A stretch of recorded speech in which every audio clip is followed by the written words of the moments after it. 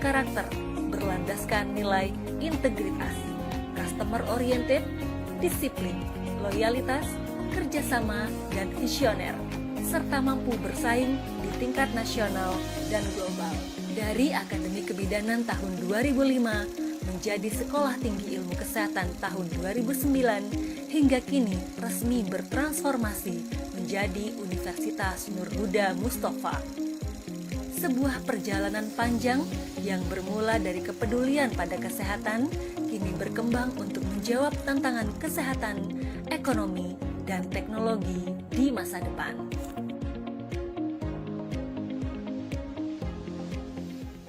Berawal dari sebuah cita-cita mulia untuk mencetak tenaga bidan yang berkualitas, berakhlak mulia, serta mampu memberikan pelayanan terbaik bagi ibu dan anak, lahirlah sebuah lembaga pendidikan tinggi kesehatan, Akademi Kebidanan Mudia Husada Madura melalui SK Mendiknas nomor 194-D-O-2005.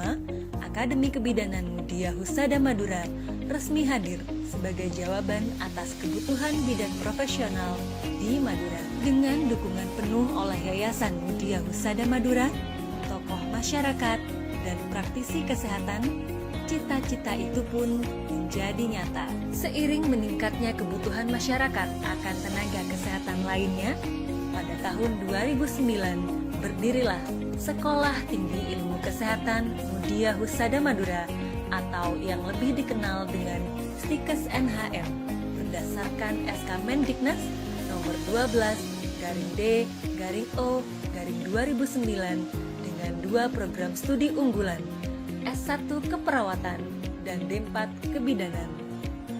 Dari tahun ke tahun, Stikes Mudia Husada Madura terus berkembang dengan penambahan program studi baru. Di antaranya, pada tahun 2014 terdapat penambahan program studi nurse. Tahun 2015, Stikes NHM resmi memiliki 3 prodi baru, yakni D3 Analis Kesehatan, D3 Fisioterapi, dan D3 Perekam dan Informasi Kesehatan. Pada tahun 2017, Akbid Mudia Husada Madura mengalami penggabungan atau merger ke Stikes Mudia Husada Madura berdasarkan SK Menristek Dikti nomor 722-KPT-I-2017. Setelah proses merger pada tahun 2018, Prodi D4 Bidan Pendidik bertransformasi menjadi Prodi Sarjana Terapan Kebidanan yang diikuti dengan keluarnya izin Prodi Profesi Bidan Stikes Mudia Husada Madura. Pada tahun 2020, Stikes Mudia Husada Madura semakin mengukuhkan eksistensinya dalam bidang kesehatan dengan penambahan program studi S1 Administrasi Kesehatan dan S1 Farmasi Klinik dan Komunitas. Disusul dengan beroperasinya program studi Magister Administrasi Kesehatan pada tahun 2023. Terakhir pada tahun 2024, Prodi Kebidanan Sarjana Terapan mengalami perubahan menjadi Prodi Kebidanan Program Sarjana. Perjalanan panjang Sekolah Tinggi Ilmu Kesehatan Mudia Husada Madura tidak berhenti pada pencapaian sebagai lembaga pendidikan kesehatan. Seiring perkembangan zaman, kebutuhan masyarakat, dan tuntutan global, Stikes Mudia Husada Madura mengambil langkah besar untuk bertransformasi menjadi universitas. Latar belakang perubahan ini sejalan dengan visi Indonesia 2045 yang menuntut hadirnya perguruan tinggi yang mampu menjawab permasalahan di bidang kesehatan, ekonomi, dan teknologi, baik di Madura maupun Indonesia secara umum. Selain itu, kebutuhan akan tenaga profesional tidak lagi sebatas pada kesehatan. Dunia kerja menuntut lulusan yang mampu menguasai teknologi informasi, memiliki analisis ekonomi, serta mampu memberikan solusi nyata bagi kehidupan internal dan eksternal dalam berbagai entitas bisnis. Untuk menjawab kebutuhan tersebut, Yayasan Mudia Husada Madura menambahkan program studi baru, S1 Kewirausahaan dan S1 Bisnis Digital. Kedua program studi ini melengkapi bidang kesehatan yang telah menjadi dasar kuat Stikes Mudia Husada Madura, sekaligus memperluas cakrawala ke ranah ekonomi dan teknologi digital. Dengan adanya penambahan program studi di luar bidang kesehatan, Yayasan Mudia Husada Madura secara resmi mengajukan perubahan bentuk dari Stikes Mudia Husada Madura menjadi Universitas Nurhuda Mustafa. Perubahan bentuk ini ditetapkan melalui SK Kemendikbudristek nomor 724-E-O-2024. Sebuah tonggak sejarah yang menandai langkah besar lembaga ini untuk mengembangkan cakrawala pendidikan yang lebih luas. Perubahan ini bukan hanya sekedar penyesuaian administratif belaka, melainkan wujud komitmen untuk terus berkembang, menjawab kebutuhan masyarakat, serta menyiapkan generasi unggul yang berdaya saing global. Sebagai universitas, UNHM mengemban visi untuk menjadi universitas unggul yang berkarakter, berlandaskan nilai integritas, customer oriented, disiplin, loyalitas, kerjasama, dan visioner, serta mampu bersaing di tingkat nasional dan global. Dari Akademi Kebidanan tahun 2005 menjadi Sekolah Tinggi Ilmu Kesehatan tahun 2009 hingga kini resmi bertransformasi menjadi Universitas Nurhuda Mustafa. Sebuah perjalanan panjang yang bermula dari kepedulian pada kesehatan kini berkembang untuk menjawab tantangan kesehatan, ekonomi, dan teknologi di masa depan.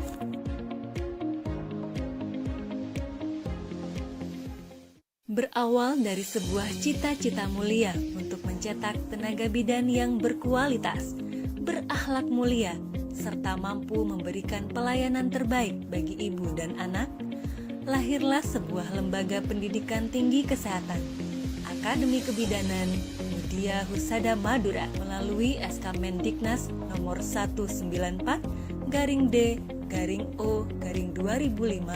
Akademi Kebidanan Mudia Husada Madura resmi hadir sebagai jawaban atas kebutuhan bidan profesional di Madura. Dengan dukungan penuh oleh Yayasan Mudia Husada Madura, tokoh masyarakat, dan praktisi kesehatan, cita-cita itu pun menjadi nyata. Seiring meningkatnya kebutuhan masyarakat akan tenaga kesehatan lainnya, pada tahun 2009 berdirilah Sekolah Tinggi Ilmu Kesehatan Mudia Husada Madura atau yang lebih dikenal dengan Stikes NHM berdasarkan SK Mendiknas nomor 12-D-O-2009 dengan 2 program studi unggulan S1 Keperawatan dan D4 Kebidanan.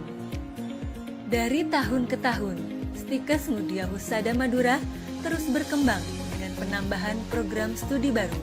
Di antaranya, pada tahun 2014 terdapat penambahan program studi nurse.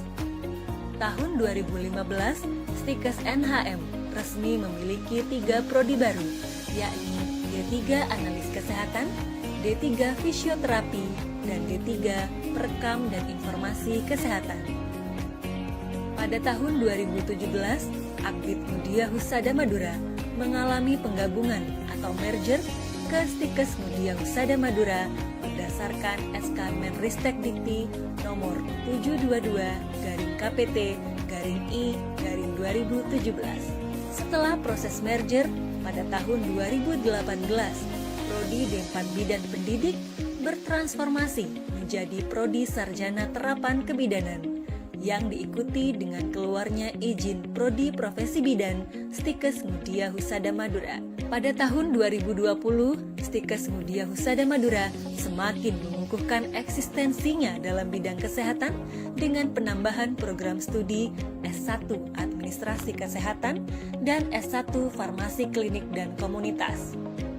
Disusul dengan beroperasinya program studi Magister Administrasi Kesehatan pada tahun 2023.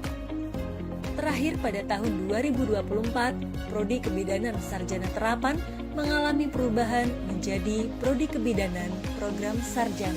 Perjalanan panjang Sekolah Tinggi Ilmu Kesehatan Mudia Husada Madura tidak berhenti pada pencapaian sebagai lembaga pendidikan kesehatan. Seiring perkembangan zaman, kebutuhan masyarakat, dan tuntutan global, Stikes Mudia Husada Madura mengambil langkah besar untuk bertransformasi menjadi universitas. Latar belakang perubahan ini sejalan dengan visi Indonesia 2045 yang menuntut hadirnya perguruan tinggi yang mampu menjawab permasalahan di bidang kesehatan, ekonomi, dan teknologi, baik di Madura maupun Indonesia secara umum. Selain itu, kebutuhan akan tenaga profesional tidak lagi sebatas pada kesehatan.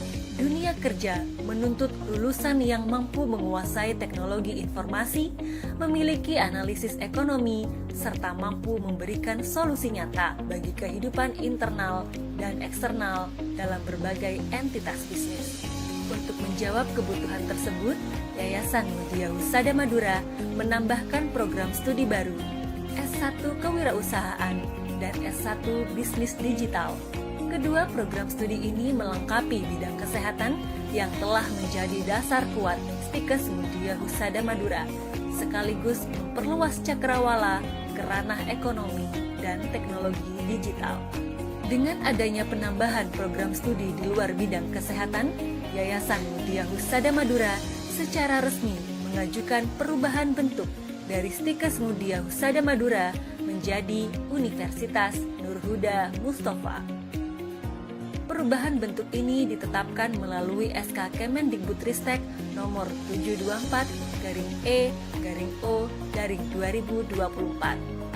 Sebuah tonggak sejarah yang menandai langkah besar lembaga ini untuk mengembangkan cakrawala pendidikan yang lebih luas.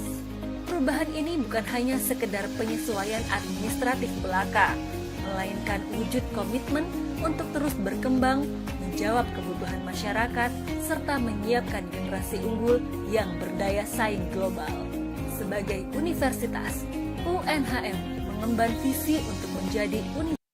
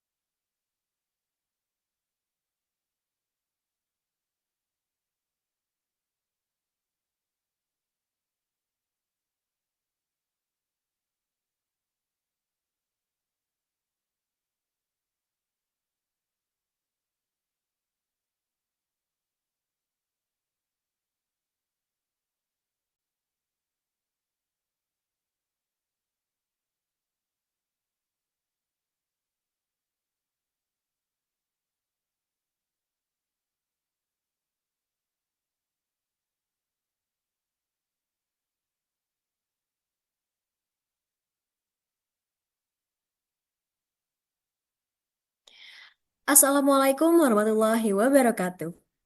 Good afternoon, ladies and gentlemen.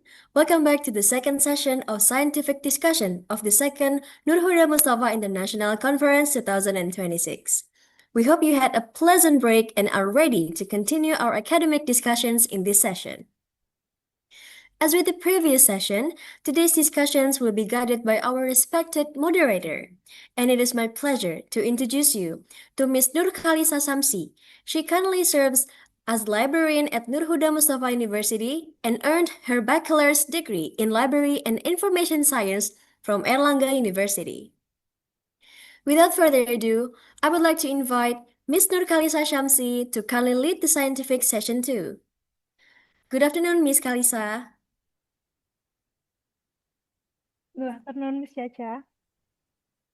Are you ready to lead the session today? Yes, and of course. Of course. Ms. Khalisa, time is yours.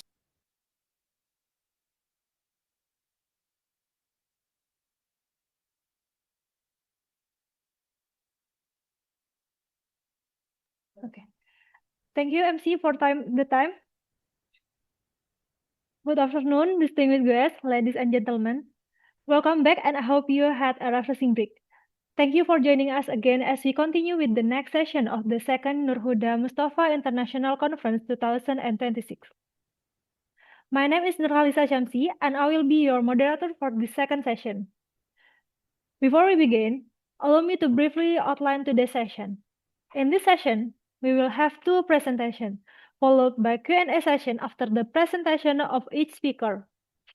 I would like to share a few housekeeping rules. First, kindly keep your microphone mute during the session. And two, please turn on your camera when possible for better engagement. And three, as all participants are joining us virtually, you may submit your question through the Q&A column. We will have a Q&A session after the presentation. The theme of this conference is Integrating Health, Science, Technology, Local Wisdom, and Entrepreneurship to Support Global Sustainable Development. Without further ado, let us proceed to the first speaker of this session. It is my pleasure to introduce Dr. Nurul Hana Zainal Baharin. Dr. Nurul Hana Zainal Baharin, a dedicated young lecturer at the School of Biosciences, Faculty of Pharmacy and Biomedical Sciences, Mahsa University. With a strong background in biological and biomedical sciences, she is passionate about integrating innovative teaching methods with active research engagement to enhance student learning and scientific discovery. Her research interests lie in areas such as molecular biology, medical microbiology, and biotechnology, focusing on the exploration of biological mechanisms and their application in healthcare and environmental sustainability. Dr. Nurul Hana is actively involved in academic supervision, curriculum development, and community outreach, demonstrating her commitment to advancing bioscience education and contributing to Malaysia's growing scientific community. Before I invite Dr. Nurul Hana to begin her presentation, I would like to greet her first. Good afternoon, Dr. Nurul Hana. Yeah. Thank you for joining us via Zoom today. I hope you can hear us clearly.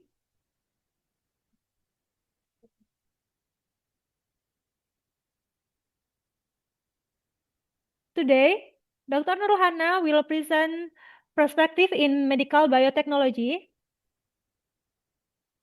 The time allowed for this presentation is 50 minutes, followed by a 10-minute question and answer session.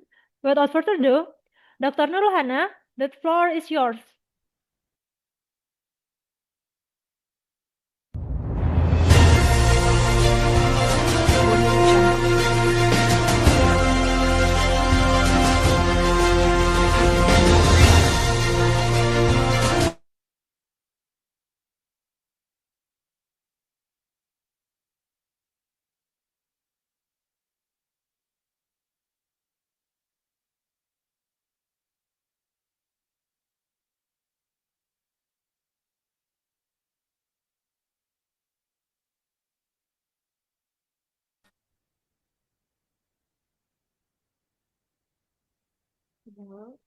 Hello, Dr. Nurul Hana. Hi, Okay. you guys can hear me, so can see my slide? I Yes. already shared. Yes. Can see my slide, right? So, Yeah. okay, so let me start. First of all, I would like to introduce myself first. I am Dr. Nurul Hana Zainal Baharin from Faculty of Pharmacy and Biomedical Sciences from Mahsa University.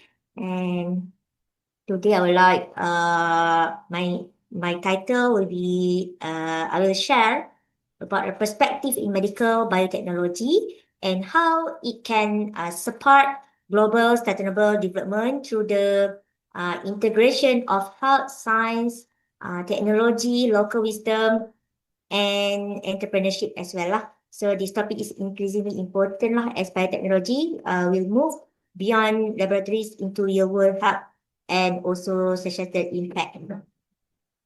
So first of all, before I start, so I would like to let you guys know what is medical biotechnology. So medical biotechnology is I can say it's a branch of biotechnology that use living cells, biological system, and advanced technologies to develop products and solutions for preventing, diagnosing, and treating disease.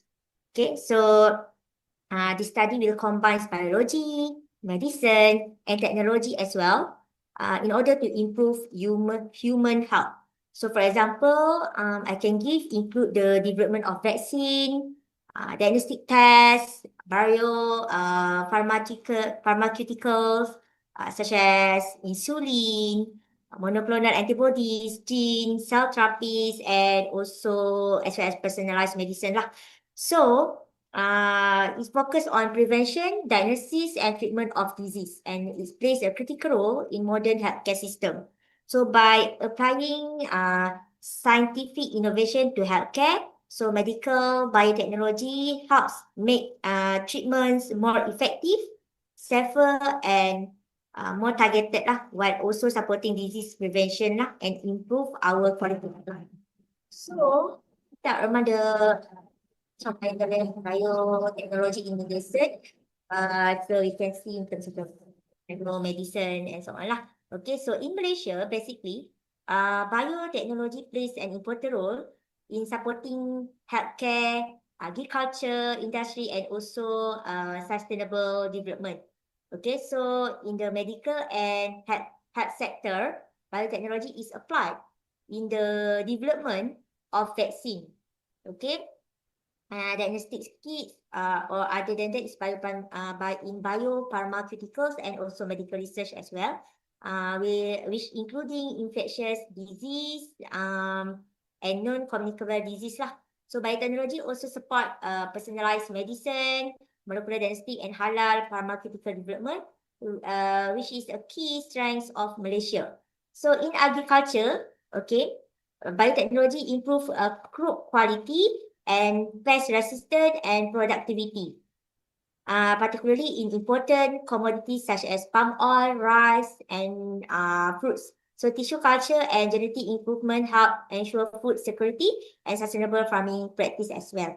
So other than that, we also apply biotechnology in industrial and environmental sectors, such as bioprocessing, bio-based materials, waste management, and bioenergy. So this application will support a greener economy and also like our theme, environmental sustainability.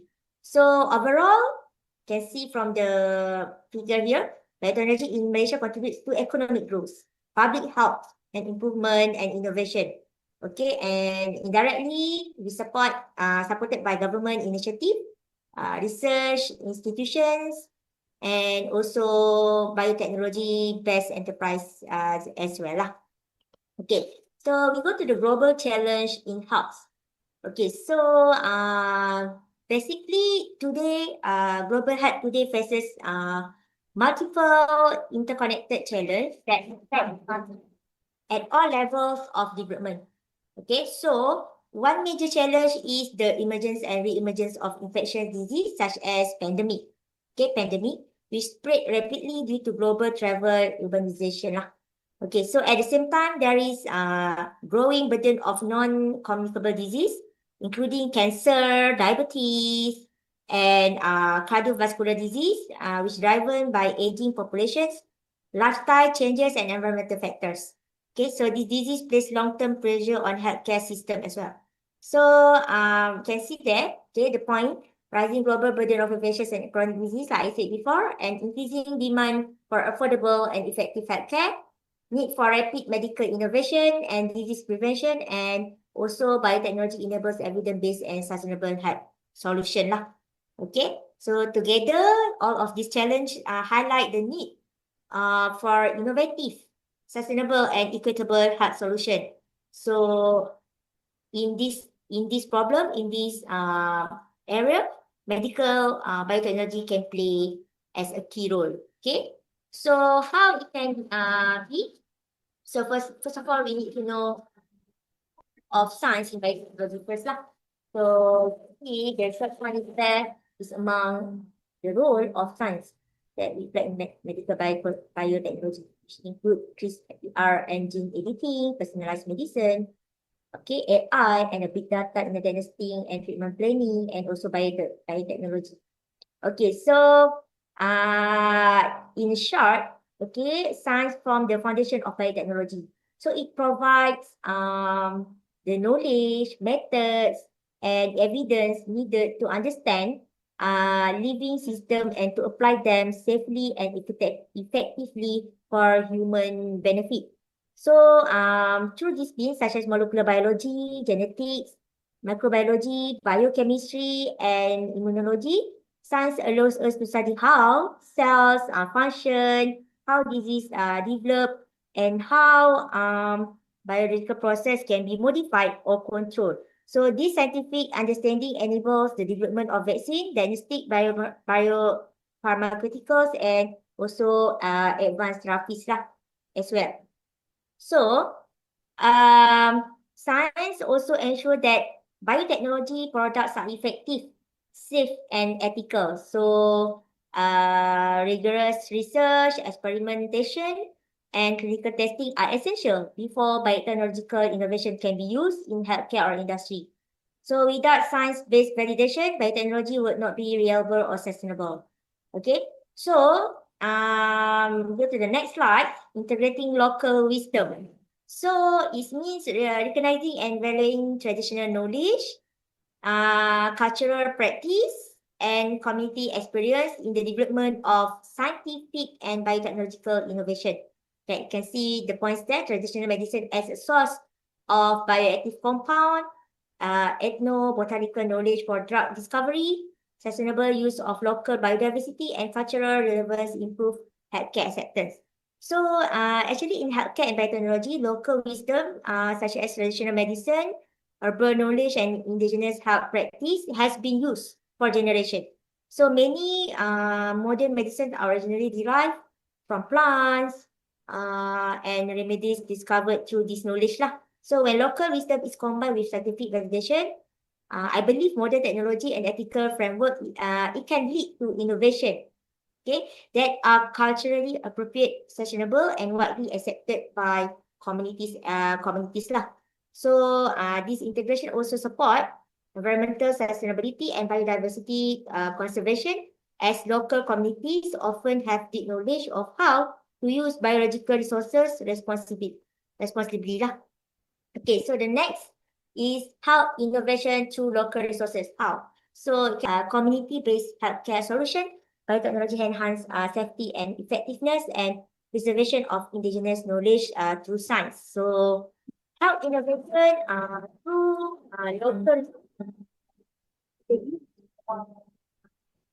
locally available biological materials, traditional knowledge, and as well as community expertise to develop healthcare solutions that are affordable and sustainable. So many countries process rich biodiversity, including medicinal plants, microorganisms, and natural compounds that can be developed.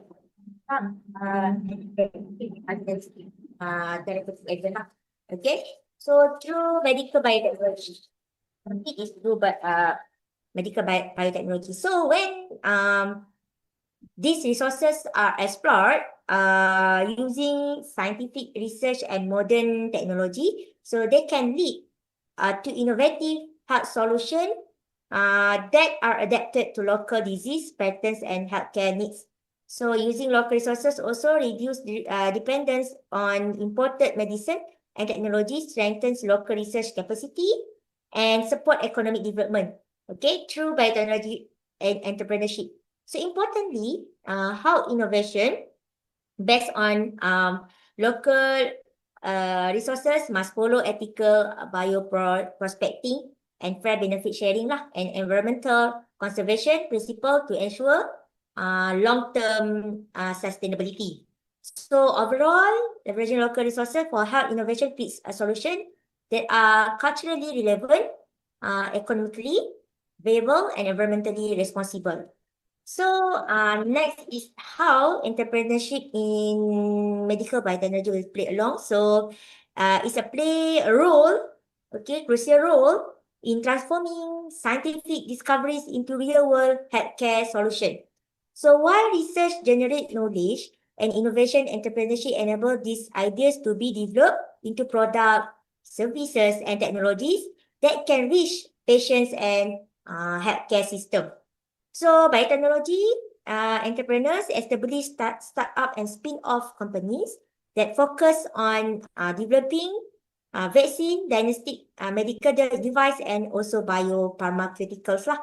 So in other words, they help bridge the gap between laboratories and the market by securing funding, navigating regulation, scaling up production, and ensuring quality and safety. So, in addition, okay, to improving healthcare access, medical biotechnology entrepreneurship contributes to economic growth, job creation, and the development of innovation ecosystem. Okay, so it is especially important in developing countries where local biotech enterprises can provide affordable, context-specific health solution and reduce dependence on imported technologies as well. So next is medical, biotechnology, and sustainable development goals lah, or what we call it as SDGs. So sustainable development goals, particularly those related to health, innovation, economic growth, and environmental sustainability lah. So medical biotechnology will support all of these criteria. Okay, so most directly, medical biotechnology contributes to, can see there, SDG 3, okay, good health and well-being by enabling the development of vaccine, the diagnostic biopharmaceuticals, and advanced therapies that prevent disease, improve early detection, and enhance treatment outcomes. Okay, so the SDG 9, which in industry, innovation, and infrastructure. So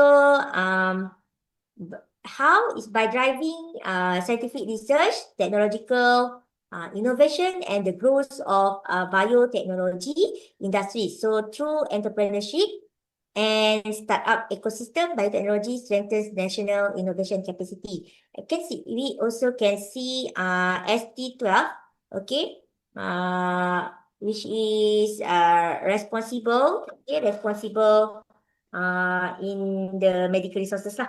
Okay, so how to responsible use of biological resources and also biodiversity conservation.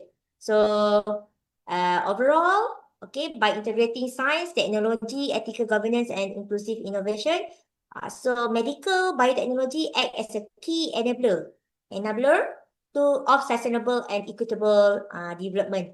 Okay, so these are among the case studies and applications. So for example, mRNA vaccine for rapid disease response, plant-based medicine developed through biotechnology, AI-supported diagnostic in low-resource setting, and biotech solution addressing global health inequality. Okay, of course, in any area, in any field, must be have a challenge. So among the challenge in medical biotechnology is about the ethical issue in genetic manipulation. Okay, because in we play in the field of genetic engineering. Okay, we use the gene to modify in order to modify the gene in order to get a solution for any disease problem lah. Okay. So and regulatory and funding limitation. Of course, funding limitation will be the big issue. Okay, and accessibility in developing countries and need for balance between innovation and sustainability. So for the future perspective, personalized and precision medicine, okay, and stronger integration of traditional and modern science, okay, and green and sustainable biotechnology practice, and also global collaboration for equitable healthcare innovation. So as a conclusion, medical biotechnology has the potential to become a transformative force for global sustainable development. This requires integration across health, science, technology, local wisdom, and entrepreneurship, and also related to lah. And through collaborative, ethical, and inclusive innovation, biotechnology can contribute to a healthier and more sustainable. Okay.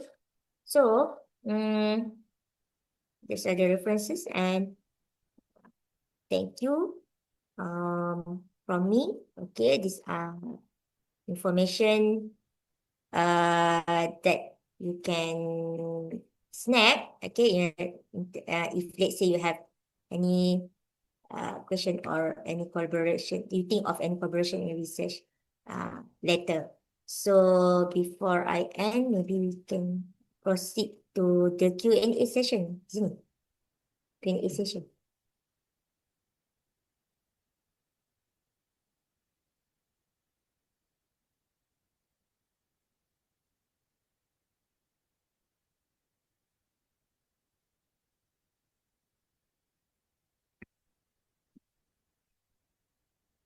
Okay, thank you, Dr. Nurhana, for that insightful presentation. Now we will open the question and answer session, and we have received 3 questions through the Q&A column. May I read them out? Okay. First from Dani Islami. Thank you for the comprehensive presentation. Let me introduce myself. My name is Dini Islami from the Nursing Study Program, Class 6C. In the context of developing countries that still face limitation in infrastructure, funding, and human research, what concrete strategies can be applied to ensure that medical biotechnology innovation are implemented effectively and sustainably within healthcare systems? Okay. That's the first question. Maybe you can read all. I answer in one time. Okay. Mm-mm. Sorry, may I read all the question? Can you read all? Then maybe Okay. I can complete in one answer lah. The second question is from Jamilatul Mufaida. First of all, let me introduce myself. My name is Jamilatul Mufaida from the Nursing Study Program, Semester 6, Class 6C. With your permission, ma'am, may I ask a question? What forms of international collaboration are most effective in accelerating sustainable medical biotechnology development? And what key message would you like to share with young researchers regarding to the future of the medical biotechnology? And the last question on the Q&A column is from Mufidatul Jannah. First of all, thank you for the opportunity, ma'am. Let me introduce myself. I'm Mufidatul Jannah, an active student at Nur Huda Mustafa University Nursing Study Program.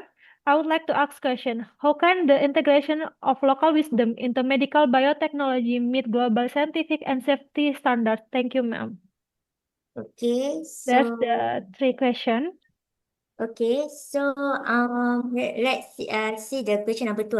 Number 2, what form of international collaboration are most effective in accelerating sustainable medical biotechnology development, and what key message would you like to share with young researchers regarding the future of medical biotechnology? Okay, so in my opinion lah, okay, so medical biotechnology ni is a good field, okay, is that can advance in the healthcare lah. Okay, so as you know, in the current global era, okay, there's the needs of various disease advancements. Okay, we need various like technology advancements to treat the disease. Okay, because year by year, okay, we find that there's a difficulty, and there's problem lah, okay, in the healthcare, like, I mean like cancer, in infectious disease. So we need to control all of these disease, to what we call to develop in high risk level lah. Okay, so it's a good for young researchers lah. Okay, to study in this medical biotechnology because it can help a lot lah. Okay, in what we say in the system in the treating disease nowadays lah. Okay, so regarding the question number 1, okay, so basically medical maybe can answer together lah with number 3 lah. So medical biotechnology, like I said in my slide just now, is play a crucial role in addressing healthcare challenge in setting with limited infrastructure like you asked. So by offering, in my opinion, by offering cost-effective, portable and scalable solution, this innovation will help to improve access to diagnosis, treatment, and disease prevention. So how? Okay, let's say we focus on the point of care diagnostics. Okay, so biotechnology enables rapid diagnostic tools such as, for example, lateral flows test and portable PCR device. So this require minimal laboratory facilities, electricity, and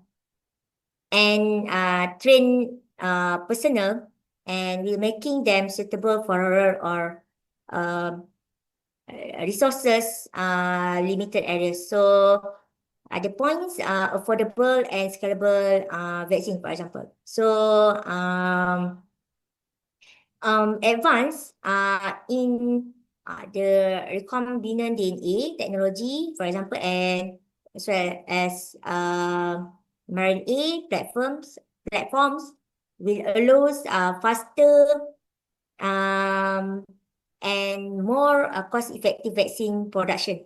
So some newer vaccines maybe are more stable and do not require ultra cold storage, for example. So reducing dependence on the complex cold chain in infrastructure lah. So next, maybe can examples in the digital biotechnology tools, which is integration of biotech with digital help, which allows remote monitoring lah, such as AI technology, AI assistant diagnostic, and mobile health applications. So this reduce the need for large healthcare facilities, and enables specialists to support patient from a distance. Okay, so other example is localized and decentralized production. Okay, so like we know lah, actually biotechnology support small scale local production of biologics, diagnostics, and therapeutic proteins. So with this reduce reliance on centralized manufacturing plants and also long supply chain. Okay, and also another one example is on personalized and personalized medicine and targeted therapies. Okay, so in medical biotechnology innovations will allow targeted treatments that improve effectiveness and reduce hospital stays, lowering the burden on what we call that burden that we already stay, okay, in the healthcare infrastructure lah. Okay, so in maybe the next answer in number 3 lah. So medical help to overcome limitation, okay, by providing portable, diagnostic, cost-effective vaccine, decentralized production, and digital health solution that will reduce dependence on advanced healthcare facilities. Okay, so I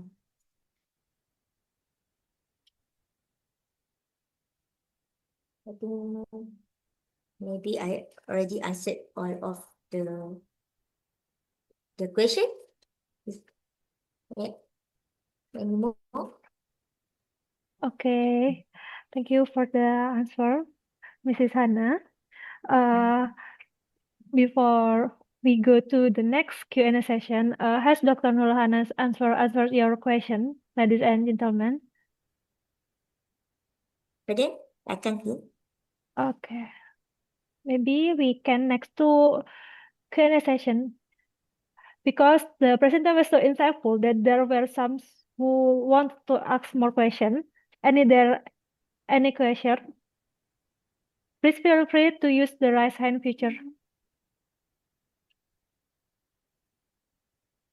Are there any questions? Oh, that's from Q&A column. May I read again? Okay, can. The first from Zita Naila Dwi Agustin. Assalamualaikum warahmatullahi wabarakatuh. Thank you for the opportunity, ma'am. Let me introduce myself. My name is Zita Naila Dwi Agustin, and I am an undergraduate student in the nursing study program. We know that many health research studies are useful for the community, but they are not fully applied yet. In your opinion, why does this happen, and what should be done so that research results can be applied more effectively in healthcare practice and community program? And the second question from Dita Puspitasari. Thank you for the insightful presentation. Let me introduce myself. My name is Dita Puspitasari, a master student in biomedical sciences at Gajah Mada University. Considering the role of medical biotechnology in promoting sustainable healthcare, particularly through the integration of local researchers, entrepreneurship, and international collaboration, how can developing countries effectively translate this innovation from research into the real-world healthcare system while ensuring ethical standards, affordability, and long-term sustainability? Okay. Okay. So we go to the first question. Yeah. The role of medical biotechnology in promoting sustainable healthcare, particularly through the integration of local resources, entrepreneurship, and international collaboration. So how can developing countries effectively translate this innovation from research into real-world healthcare system while ensuring ethical, standard, affordability, and long-term sustainability? So how?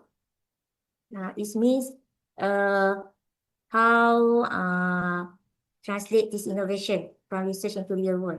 So, okay, basically, when we do the research, okay, we want to solve a problem. In any research, we will have a problem statement. Okay, so we want to have find a solution, innovation in what problems that in healthcare. So with medical biotechnology, we apply. Okay, because as like I said just now, is medical biotechnology is a study of whereas you use living cells, biological system, and also advanced technologies in order to what we call to develop products, okay, and solution in order to preventing, diagnosing, and treating the disease. Okay, so how from research into real world healthcare system while ensuring ethical standard, affordability, and long-term sustainability? Because when we have a research, a good research about when you apply the real field of medical biotechnology in finding the way, okay, to improve in human health lah. Okay, so like I said lah, like example, development of vaccine, diagnostic tests, and biopharmaceuticals such as and all lah, okay, insulin and so on. So this by applying medical biotechnology itself in the innovation, okay, so it will ensuring ethical standard. How? It makes treatments, okay, in the research can, there's a bit article, okay, so it will make, by this, all of the entire field lah, okay, they'll make treatments more effective, safer, and what we call more targeted lah, okay, and also supporting the disease prevention, and overall, we're improving lah our quality of life, okay, in terms of sustainability. So, next question is, I'm answering the second question. The first question is, we know that many hard research studies are useful for the community, but they are not fully applied yet. So in your opinion, why does this happen, and what should be done so that research results can be applied more effectively in healthcare practice and community programs lah? Okay, so actually, first of all, we need to create the awareness lah. Okay, so like your question, we know that many research studies are useful for the community. Yes, if you find in the Google Scholar and so on, you type can. So there's a lot of study about medical biotechnology, which very, very good and very, very benefit to the community, but they're not applied yet. Okay, so why this happen? Okay. First of all, because of the economy, maybe lah, in mind, from my opinion, and also maybe I'm happy to share with, if you guys have your own opinion also, but in my opinion, is we back to the global challenge lah. The global challenge, like what I said just now. Okay, like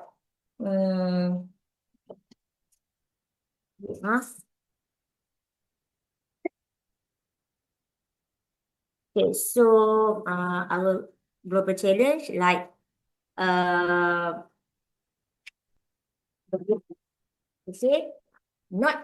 let's say I give an example. Okay, let's say you do the study and say it will take a long time to apply in the real world. So for example, climate change. Okay, like we relate with the global challenge now. Okay, so one of the reasons, like you said, why? So one of the global reasons, I focus on the global challenge. It's related to our team lah. So like climate change and environmental degradation. Okay, will continuously will affect things. So the research to need to improve day by day. So sometimes when you did the research on this year, maybe through the global challenge, maybe for the next year, maybe we can need more advanced results on technology lah. Okay, so all of these challenge, okay, that's why we highlight the need for innovative sustainability and equitable solution, and hope that the field of medical biotechnology can help us.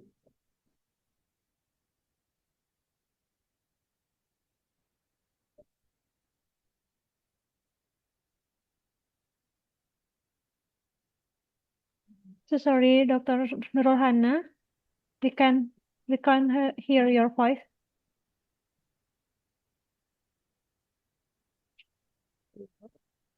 Hello, test. Yeah. Okay, can. So so what we can done so that research that can be applied more effectively is we keep actively doing the research lah.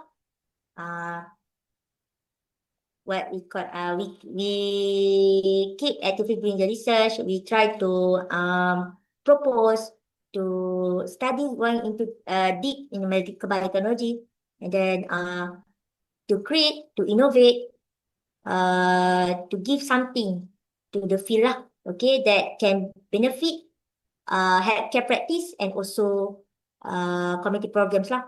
Can also include medical biotechnology field in the community programs such as this. Maybe in the campaign in general, this, so that the role of science in biotechnology too we can what we call give awareness to the community that the role of science in biotechnology will actually have a high impact to improve our healthcare practice. More discussion?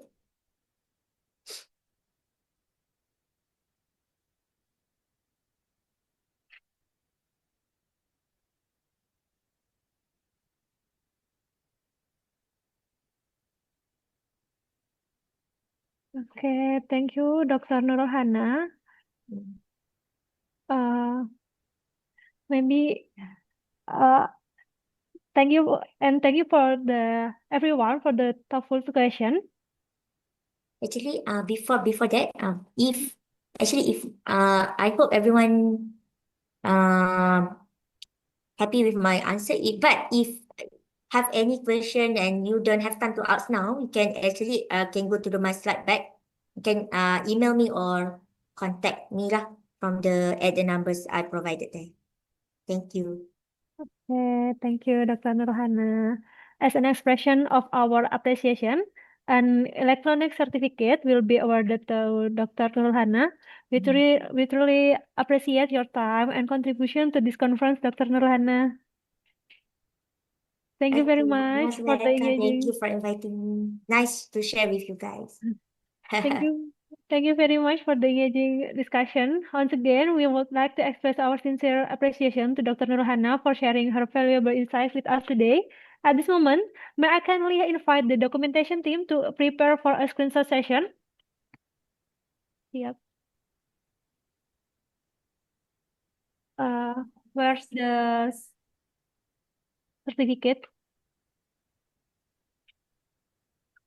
Because we will take the screenshot session. Okay. Okay, we will take the screenshot session in 3, 2, 1. Sorry. 3, 2, 1. Okay, thank you. The screenshot has been successfully taken. We would like to extend our appreciation to the documentation team for their support. Once again, we express our sincere gratitude to Dr. Nurul Hana, her insightful presentation. Next, we move on to our second speaker. It is my pleasure to invite Professor Dr. Samsiah binti Mat.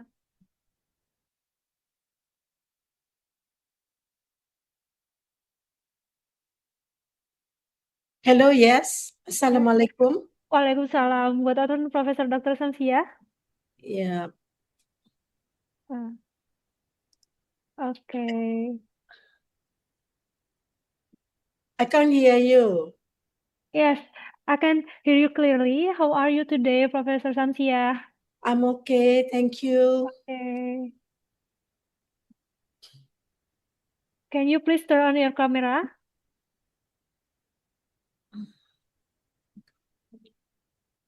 Yeah. Okay. You see my face? Yeah. See Yes, me? I can see. Okay. Okay. Maybe I will read your curriculum vitae first. Okay. Okay. Okay, I will read the curriculum vitae. Professor Dr. Samsiah binti Mat, a professor and researcher at University College MAIWP International Malaysia. She is also dean at University College MAIWP International. She has been involved in numerous academic activities as outlined in her curriculum vitae, and this resume has been prepared to summarize them for time efficiency. Prof. Samsiah earned her Doctor of Philosophy from the University Kebangsaan Malaysia in 2012, specializing in measurement and evaluation. She's a productive academic person. From 2005 to 2013, she got 23 grants. From 2011 to 2025, she had 25 publications. Her research grants and publication focus on maternal and community health, chronic disease management, quality of life, and evidence-based nursing practice with extensive experience in postgraduate supervision, curriculum development, accreditation, academic leadership, and applied health research at national and international levels. With a strong background in digital health, Prof. Samsia will share her insight on digital health and sustainable systems from service delivery to system leadership and integrated Malaysia ASEAN framework. Okay, maybe the time allowed for this presentation is 15 minutes, followed by 10-minute question and answer session. Professor Dr. Samsia Binti Matam is yours.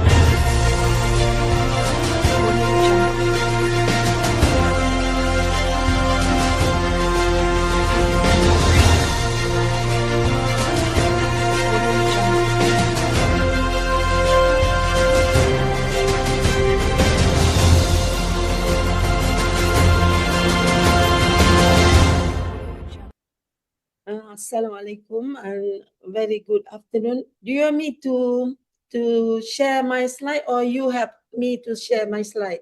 Because I'm scared that I cannot open my slide through here. Hello? Maybe we can help you to share your slide, Professor. I try to share, but I do not know whether I can share or not. So I have to go to, okay, you share for me. Thank you. Okay. Thank you, Madam Chairperson. Good afternoon and salam sejahtera from me. First of all, I would like to thank the organizers for creating a space to explore not just innovation, but direction and leadership. It is a real pleasure to be here today and to contribute to this conference of what we call it, integrating health, science, technology, local wisdom, and entrepreneur to support global sustainable development. Okay. We are at a turning point in global health. Digital technologies are no longer simply improving how service are delivered. They are redefining how health systems think, adapt, and lead. At the same time, sustainability has become a test for our long-term vision, asking whether the system we build today will truly serve future generation. Okay, I choose this topic, health, digital, and sustainable system, from service delivery to system leadership, for our discussion today. Okay, we look at the what is actually digital health. Digital health is the use of digital technologies to improve health and healthcare. It refers to the application of tools. You know, we have to remember the tools like mobile apps, wearable devices, telemedicine, electronic health record, artificial intelligence, AI, and data analytics to prevent disease. Actually, this digital health is to prevent disease, manage health condition, deliver care, and enhance overall well-being of our, what we call it, our population. So the another opinion about digital health combines technology, data, and healthcare to make health health services more accessible, meaning to say that everybody can access our services, efficient, personalized, and effective. Can you hear me? Can you all Yes, I hear? can Okay. hear clearly. Okay.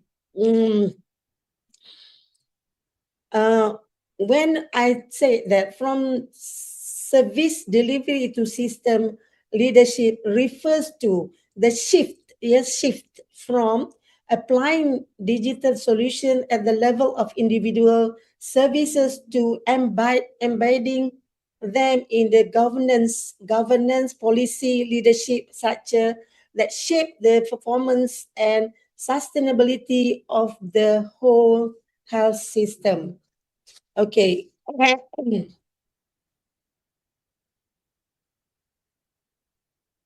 You go to slide 2 just now, previous slide, okay? Okay. Sustainability emerged when digital health solutions are guided by strong leadership and grounded in local wisdom. Yeah. We have to remember that local wisdom, because those are going to use our digital is the local people, ensuring they are relevant, trusted, and long-lasting. How are we going to make sure that this is going to be long-lasting? Sustainability. True sustainability happen when digital innovation meets local wisdom and is led by system that understand their people, value, and reality. Yeah. Digital health provides the tools, local wisdom provide the roots, and the leadership provide the direction. Sustainability is what grows when all three work together, meaning to say that digital health, local wisdom, and leadership will sustain our digital health. Yeah. Okay. Sustainability is intersection of the digital health, local wisdom, and leadership. Yeah. So we nurses is providing the what we call it. You can see it now. We nurses empower frontline care. We provide with the empathy-driven digital tools. Yeah, when we talk about digital, we have to have tools. Yeah, like mobile phone. This is the kind of tool that we have to use effectively, and also we have to train to anchor health system in human needs and local realities. What is our local reality? Yeah? And then the tools. Remember, you have to have the tools. Science, evidence, and technology. Evidence means evidence-based. When we conduct research, we call it evidence. Yeah? And the technology, the new era is all about technology. Leveraging data analytics. So how are these tools to analyze the data? AI and evidence-based practice to optimize resources allocation, improve clinical outcomes, and personalized patient care. And then after that, we have the glue, yeah, the local wisdom and ethics. So whatever it is, we have to compliance to our ethics, ethics in whatever we do our service or delivery our care. So integrating this knowledge system, culture, value, and ethical frameworks to ensure our community trust, adoption, and long-term social valuability. So the engine, entrepreneur, you see now we have to talk about entrepreneur. A lot of hospital, they create the tools and implement to their hospital, to the patient, and what they want is the effective delivery of care. And at the end of the day, what they want to measure is the patient satisfaction, cost effective, and prompt treatment. That is most of the hospital, in private hospital, they really need this digital health so that they can compete each other.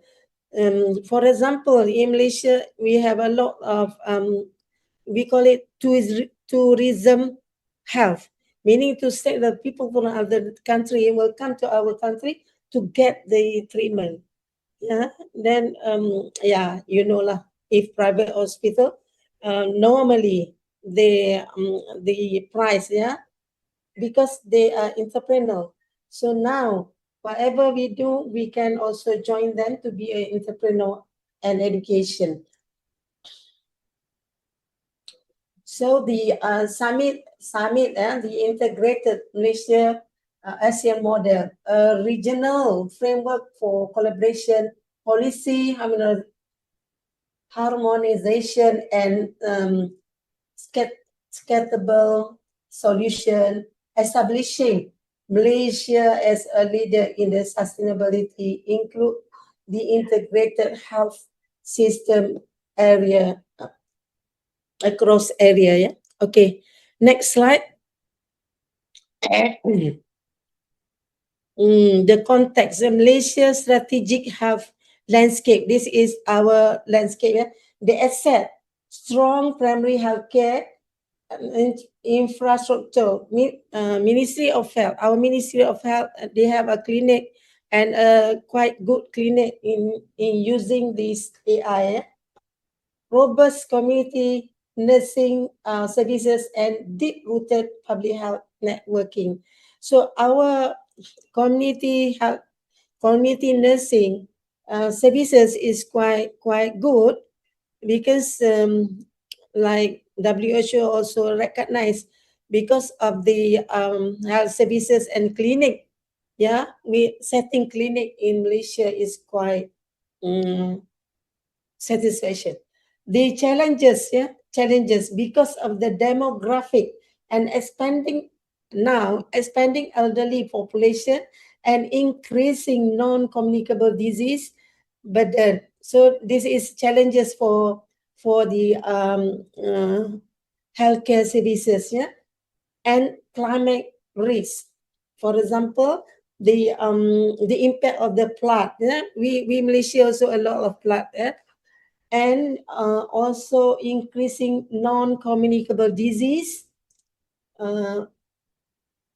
climate risk, and communicable heat stress. Nowadays we have heard a lot about stroke, heat stroke, and this is the challenges for our healthcare delivery services, and vector-borne diseases, and it related to the cleanliness of the environment. Malaysia possesses the infrastructure to lead, but environmental and demographic pressure demand a system upgrade from service to sustainability. Why we really focus on sustainability? Because if we just have our research, our publication, but we cannot sustain, we cannot really implement what we found in our research. Next slide. Nursing and healthcare professionals. The system integrators, nurses are not merely end user of sustainability policies. They are the bridge between science and community, meaning to say that we are in the center of the community, and clinical care. We give the clinical, we provide clinical care, nurses also provide the clinical care, and we also, nurses also give their health education to the patient. Then community engagement, meaning to say that nurses involved in the community. Community engagement, meaning to say that the nurses will guide, will lead the community in terms of health and health promotion. Yeah, digital health adaptation. Nurses also have to adopt the digital in healthcare services. Strategic role, translate science and practical application. Translate science into practical application, meaning to say that your research finding you have to implement in the clinical area. Use technology ethically and effectively. Preserve cultural sensitive care while advocating for health equity, yeah? Equal in health services. And the bottom line here is sustainable health systems are built in communities, not just hospital. Meaning to say the community also, we use the digital health. Yeah. Next slide. Science and evidence, strengthening translational research, meaning to say that current state, high volume research. Why we say high volume research? Because the clinical research mean our data is from the clinical. We did our research in the clinical area and improve our healthcare services. Then we implement to the shift, yeah, the gap from the clinical to the community. So we shift this implement science. We need to say that from our research finding, we really implement in our clinical setting. For example, if we say, for example, for stroke patient. So what we implement in the hospital, like to prevent bed sore. So what we really implement that positioning, something like that, and we implement in other hospital for this finding. Yeah? And the goal, policy and practice impact, meaning to say that the goal, the governance have to say that this is the policy for the hospital, have to give the treatment to the care to the patient according to our finding in the research. Malaysia does not lack of research. The gap lies in translation. We want to translate our finding, impact and policy relevance. Itu yang jadi masalah. Too often research stop at the publication. We need to say that when we publish our research finding, we are already happy. But actually, we can go further and we implement in our setting rather than integrating into frontline practice. Focus area, public health, like diabetes, maternal and child health, environmental health, hazard and floods. Yeah. Okay, next. So we talk about technology, digital health with the equity and ethics. Yeah. Current advances, rapid advances in telehealth, AI-assisted decision support, health information system, and e-learning simulation. And then the technology. What is the technology we use? Clinical decision support, enhancing review and complex system. Critical constraint. What is the constraint? Technical must support, not replace. Meaning to say that technology we support, just support, not replace our normal delivery of care. Meaning to say that our nursing skill cannot be replaced by technology. Technology just support. Yeah. Digital solution must reduce, not widen. Yeah? rural-urban gaps, meaning to say that in the rural area and in the urban area, no gaps in terms of giving service to the patient. Technology, clinical decision, okay. For nursing, clinical decision support, simulation-based learning, and workforce optimization. Yeah? A sustainable digital health system is not measured by sophistication, meaning to say that if you use sophisticated tool, we cannot measure that. We not measure by sophistication, but by accessibility and trust, meaning to say that people from the rural area also can access what nursing care we provide to our community. Next slide. Local wisdom. The hidden strength in sustainability, the Malaysian advantage, the traditional of community-based care and family-centered caregiving. What we mean here is that the clinic, yeah, will give from the clinic, we give to all the family members home visiting to the sick people and family-centered caregiving. So we based on the family, we give the care to the that family. Meaning to say that if your relative have stroke, when we visit them, it's not only the stroke patient we give the care, we give the service. If they have family members like stress or something like that, we also give service to them. Integration of complementary and traditional medicine. So in Malaysia, I think in Indonesia also, the same thing happened because we still use the complementary in our daily living.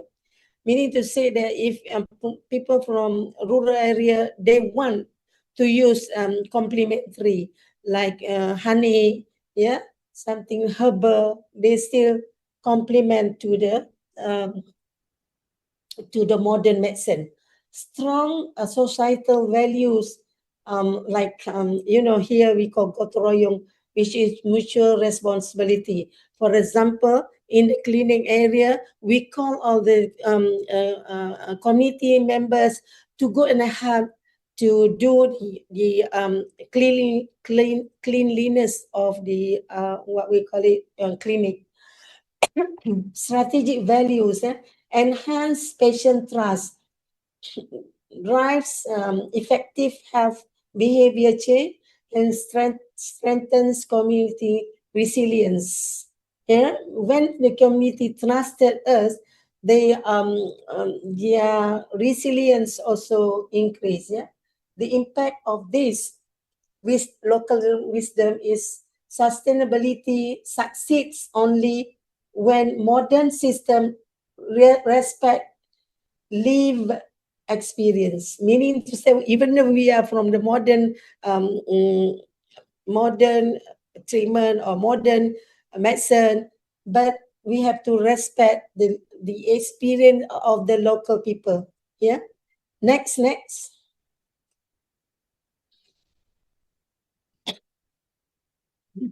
Intersection. Yeah. Intersection where evidence meets acceptance. Scientific soundness. What we understand of scientific soundness. Strong, well-coordinated community nursing services. Yeah. Validated by research and data. Validated by research and data, meaning to say that our research really scientific based. The way the methodology, the data collection, all scientific based. Yeah. And the evidence-based practice, science and technology, the ASEAN model is high-tech, high-touch. Meaning to say that though you high-tech technology you use, but you also touch the patient, yeah? culturally sensitive care. Yeah. And the result, when these forces combine, care become both clinically effective and socially sustainable. Clinically effective and socially sustainable. Sustainable can prolong your healthcare services. Social acceptance.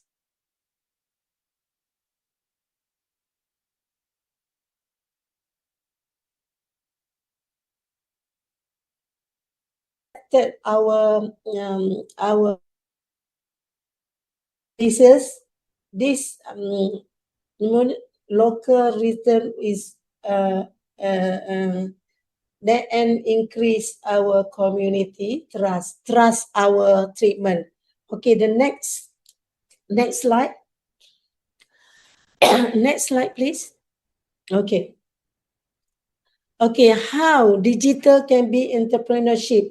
Nowadays, medical or nursing services, or we can be entrepreneur with our healthcare services, from innovation to sustainable solution. The challenges sustainability fails when innovation depends solely on grant. Meaning to say that if you want to do innovation, you just ask for the grant. So it's fail, because after the grant finish, you have no income anymore, or are disconnected from real system needs. Universities, from the universities must shift from knowledge producers to innovation ecosystem. Meaning to say that the knowledge that we get from the university, or the knowledge we get attained from our research, so we have to do our innovation. This innovation we have to sell, and then only we can get the the income back. That's why this morning when I say I have meeting with doctor from the entrepreneur. What they did, what they are doing now, they do the the treatment and treatment or nursing services to the patient at home. Then this is what we call it, they sell it as a entrepreneur. So we nurses have to think of this, in the future, the opportunities and solution. So what is our opportunities? Focus. Startup and social enterprise addressing elderly care, rehabilitation, and digital monitoring. This is our focus now, the goal, because our country is going to be elderly country, meaning to say that the elder person will increase year by year.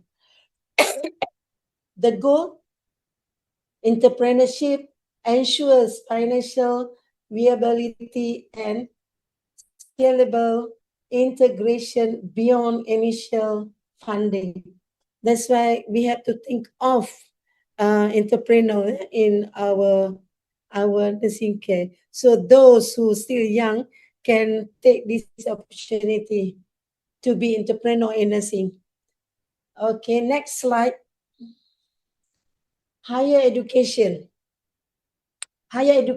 like universities, we have to prepare future ready professional. Sustainable development begins in classroom and clinical placement, not in the conference room.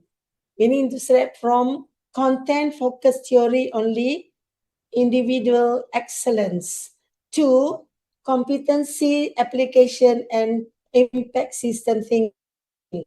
Meaning to say that our new curriculum, we have to think of digital health literacy and the ethic, IA, governance, sustainability, and planetary health, leadership and entrepreneur. So I think we have to think of this in the future, yeah, for the next slide, please. Now, if we have, if we have a digital infrastructure, the policy leadership enable integrate, not fragmentation, and from this support adaptation and regulation, integrated health system with the partnership. Who is our partnership? University and industry. Industry means hospital, clinic, whatever it is, yeah? Health collaboration. So this collaboration, workforce planning, the integrated, all these things, we have to regional ambition, yeah. This is not only for Malaysia to lead the ASEAN by demonstrating, integrating policy and design and sharing scalable model, but any country also can within our ASEAN, yeah. What is workforce planning here? Embedded sustainability metrics. Yeah, this policy, leadership policy, must really embed this, how to sustain our nursing care. Okay, next.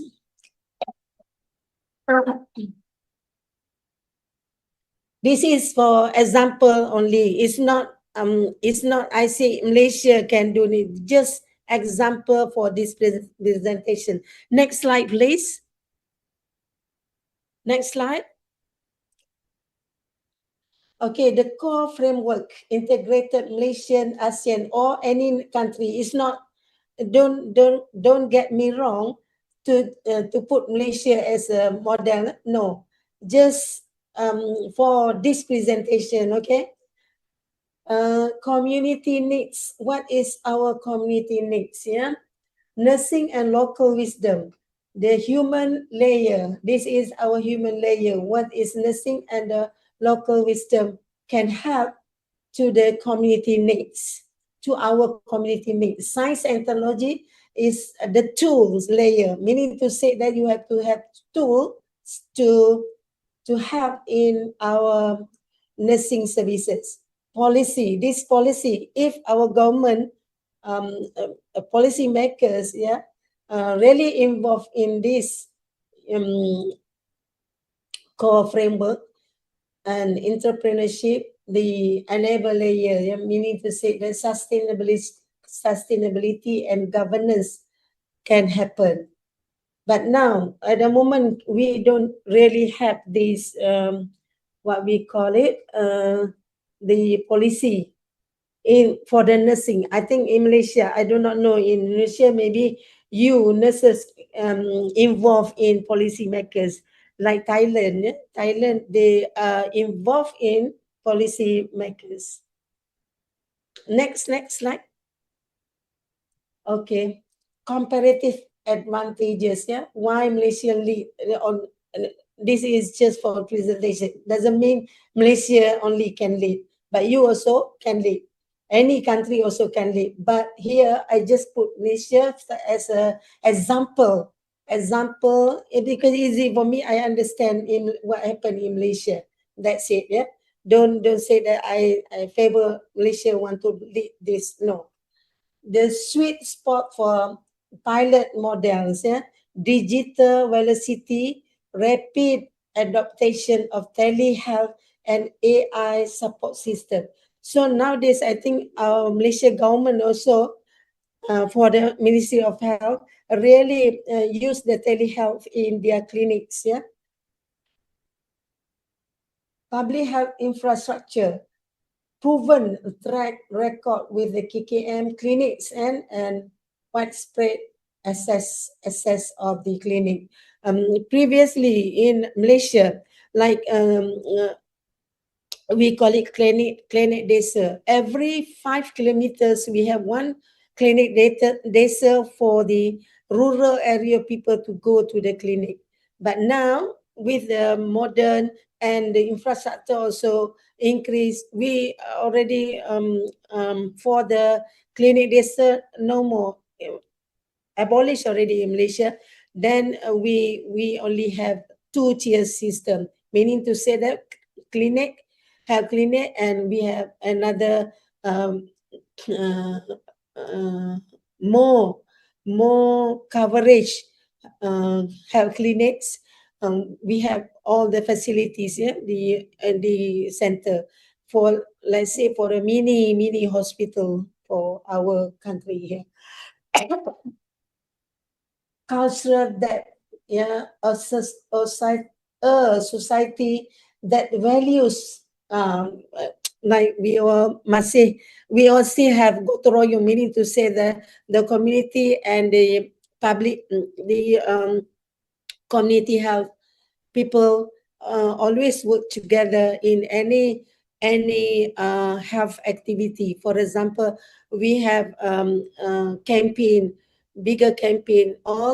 We involve the community people to be in our communities. Committee members of the project. Okay, next slide. Okay, the road ahead, responsibilities and action. UNIST, what UNIST should do. Align research with nation agenda, meaning to say that we have to conduct our research based on our nation agenda. For every year we have agenda for health services. So UNIST also have to align with the agenda of the government.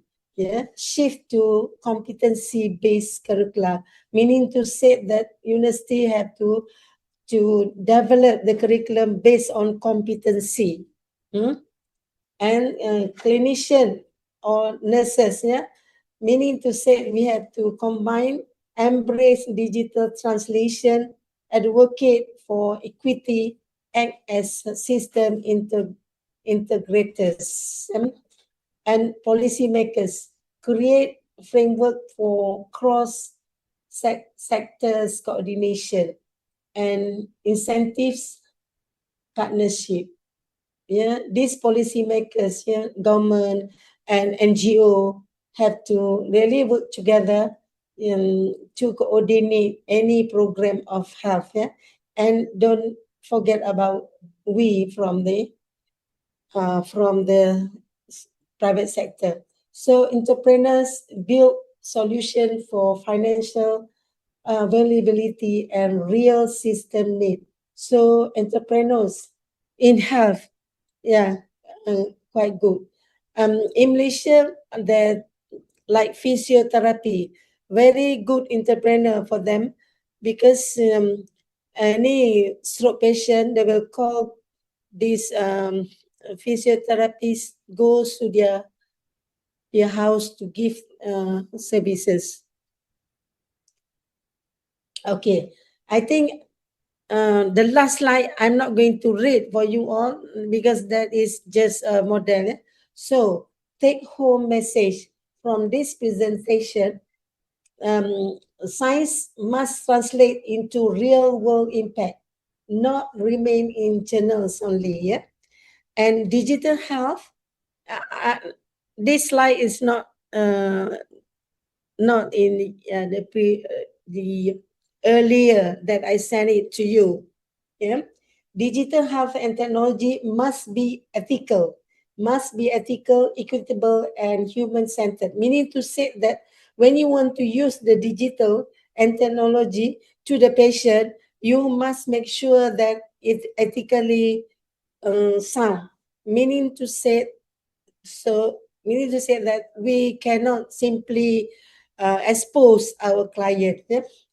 Local wisdom is not a limitation. It is a powerful asset for sustainability. Universities must lead as innovation ecosystem, connecting research, industry, and communities. Entrepreneurs accelerate solution, turning knowledge into sustainable values. I think that is my end of my presentation. No, this one I'm not going to, because I think this is just for me to understand what is it. Yeah? Okay. Any question? Thank you, Prof. Samsia, for that insightful presentation. Prof. Samsia, perhaps you may recall meeting several students from Nur Huda Mustafa University during our study visit in Malaysia. Yeah. Some of our master students met you during the study visit. You may remember. Yes. If you don't mind, perhaps you could share some encouraging words for our students as they pursue their academic path. Okay. The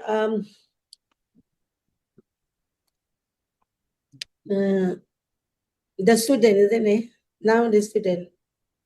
I think Yes. for the student, you have to really learn from during your student time. And I think for the lecturer also, you have to give the chance for your student to involve in this kind of thing. You can send them or they clinical posting for those clinic or any part that is use the digital health.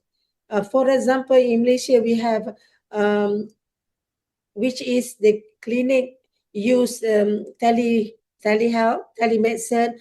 They make appointment with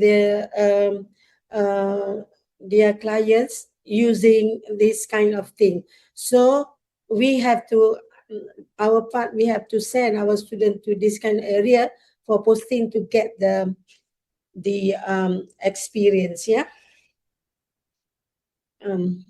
Anything else? I don't know whether I answer your question or not. Thank you, Prof. Dr. Samsia. Maybe we can next the Again. question and answer session. Because actually there are two questions in Q&A column, but there is Hisniatul Salsabila. Maybe you can ask your question. I to have really yes. You mute your listen. Can't hear you. Assalamualaikum warahmatullahi wabarakatuh. Waalaikumsalam. Thank you, moderator, for giving me the opportunity to ask a question. Introduce myself. My name is Hisniatul Salsabila from Nur Huda Mustafa University. I would like to ask question. How can local wisdom and community-based approaches help increase the patient trust and improve the use of health services? Thank you. How can local wisdom Yes. and Community-based approaches. Oh, community-based approaches, yeah? Yes, help increase the patient trust and improve the use of health services. Okay. Local wisdom. We have to know what is local wisdom first, yeah? Local wisdom means the wisdom of the local people. So this community, if we really want to get trust from the community, we have to tackle the local wisdom of the people first. So what is the local wisdom in that area? Meaning to say involve culture of the people. So you have to respect the culture of the people. When the people trusted whatever you want to give them, they will really appreciate, and our services can improve and can be trusted. For example, I give you the example. The local people, yeah, this community like to get the delivery at home. So in our setting, delivery at home is not really safe. So the local wisdom here is we have to get the local people, the local what we call it, leaders to really involve in our what we call it, services, what we want to give to the patient, so that these pregnant ladies will follow what we want them to reduce the complication. Yeah. This is very important. Local wisdom means what they really wants in for their life in that area. Normally, previously when I work in the clinic, this local people is quite difficult for me to get their consent to go to the hospital to deliver safely in the hospital. So that's why we can increase our what we call it just now, our services, yeah? Because we have to really appreciate the culture and really involve what is the people that area appreciate. When they trusted us, then our services also will be easier and less communication for the people in that area. Yeah. May I answer your question? Thank you, ma'am. Any other question? There is Jayanti Sukmariski, Prof. Okay. Jayanti Sukmariski, please feel free to ask your question. Thank you. Assalamualaikum warahmatullahi wabarakatuh. Waalaikumsalam. My name is Jayanti Sukmariski, and I'm a nursing student from the nursing department, Nur Huda Mustafa University. Thank you for the opportunity. I ask a question.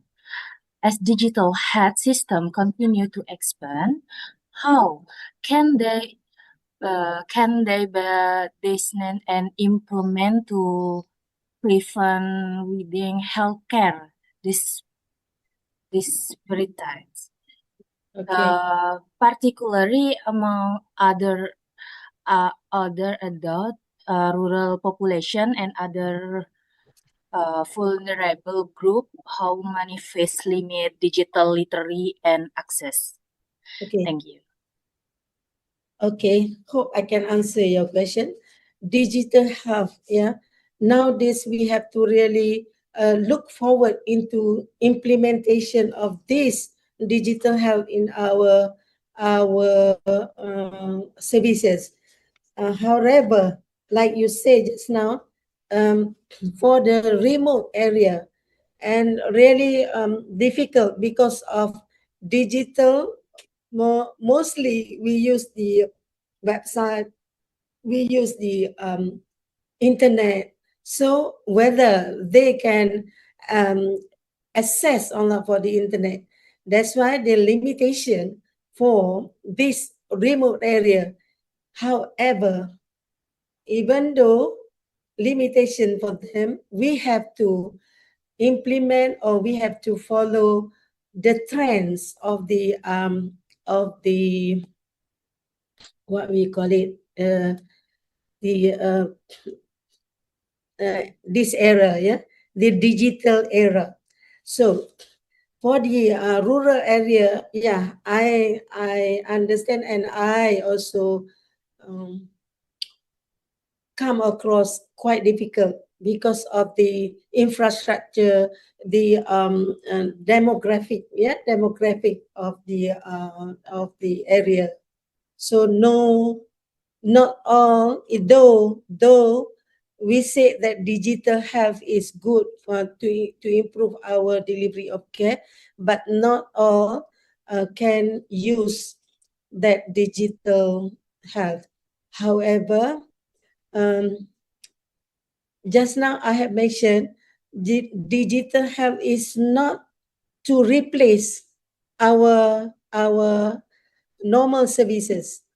They are complementary, meaning to say to improve or fasten the decision making of the people. For example, in one of our hospital, private hospital here, they use the AI-driven triage and assessment in the emergency department. So what they found out is that this decision making of the nurses and the prompt treatment of the nurses, of the doctor or medical help is more faster as compared to before. Yeah, and a lot of digital health they use. It's not only the triage, they also use for advanced imaging interpretation, meaning to say that when they did a MRI, for example, the result, the interpretation very fast.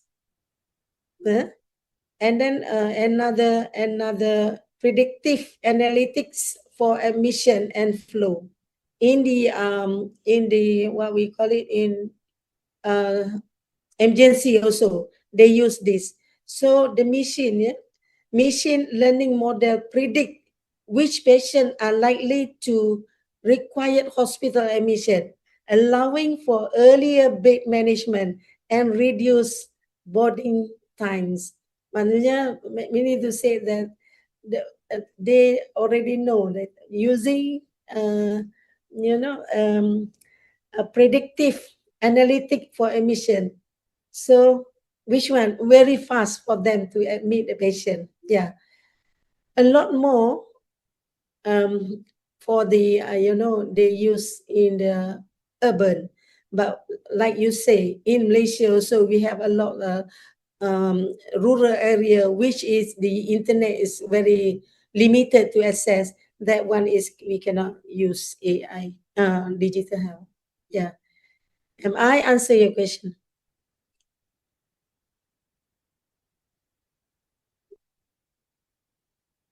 Yes, Jayanti, any? Jayanti Sukma Rizki. Yes. Am I answer your question? Yes, ma'am. Enough. Thank you. You are welcome. When are you coming to Malaysia? To my university? Yeah. Okay, there is one question in Q&A column. May I read them, Prof? Yeah. Yeah, maybe I will read from Jumatun Holiso. Assalamualaikum warahmatullahi wabarakatuh. Thank you for the excellent presentation. Allow me to introduce myself. My name is Jumatun Holiso, a nursing undergrad student at Nur Huda Mustafa University. Yeah. I would like to ask a question. What important roles should nurse and midwives play in promoting health equity while we know that there are many challenges such as climate change and sustainable healthcare? Can That I? is the question. Yeah.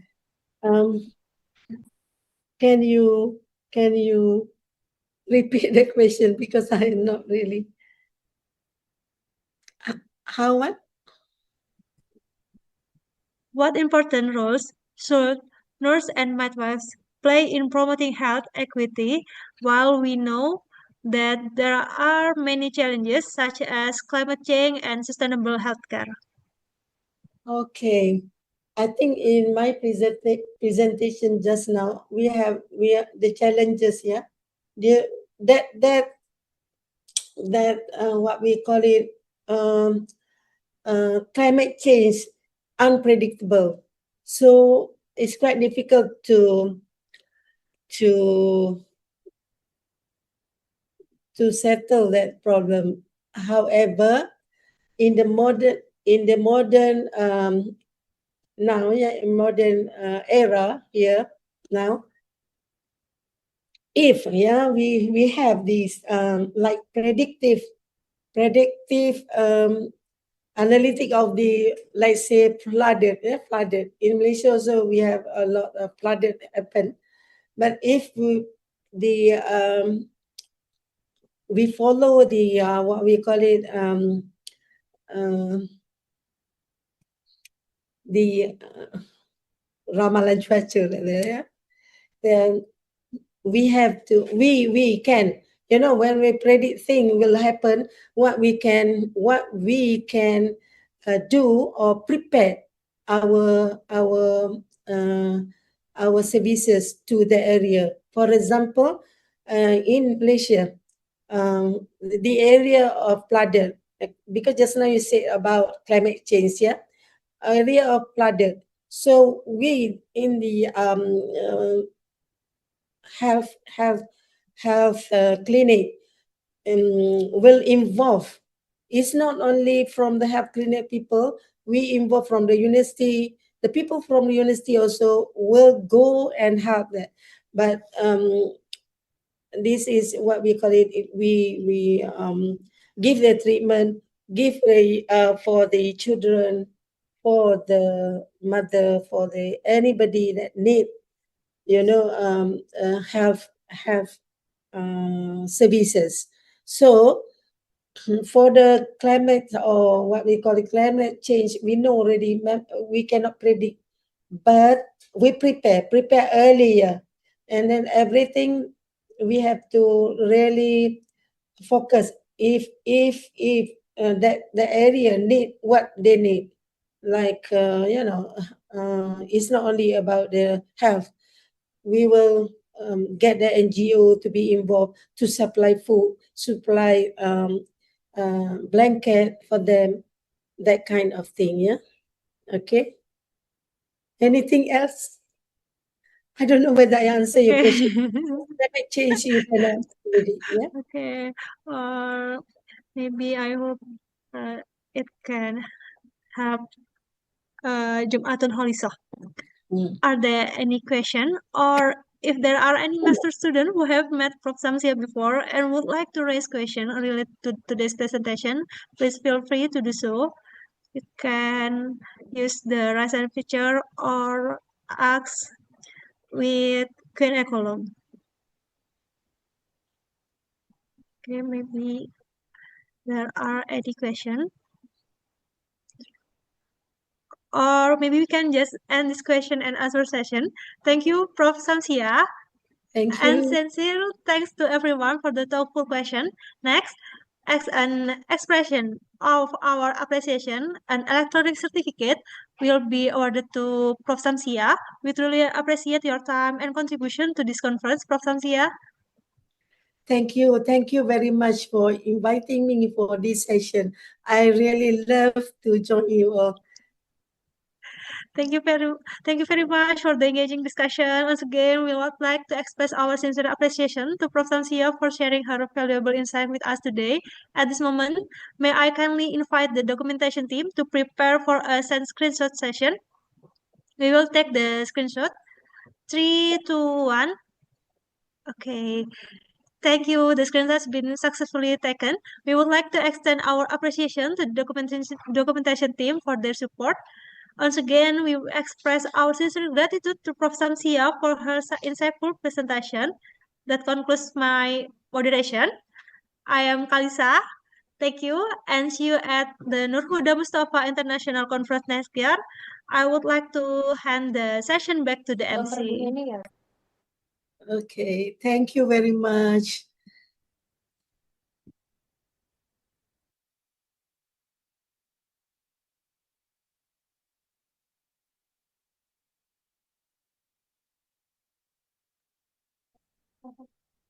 Thank you very much, Miss Kalisa.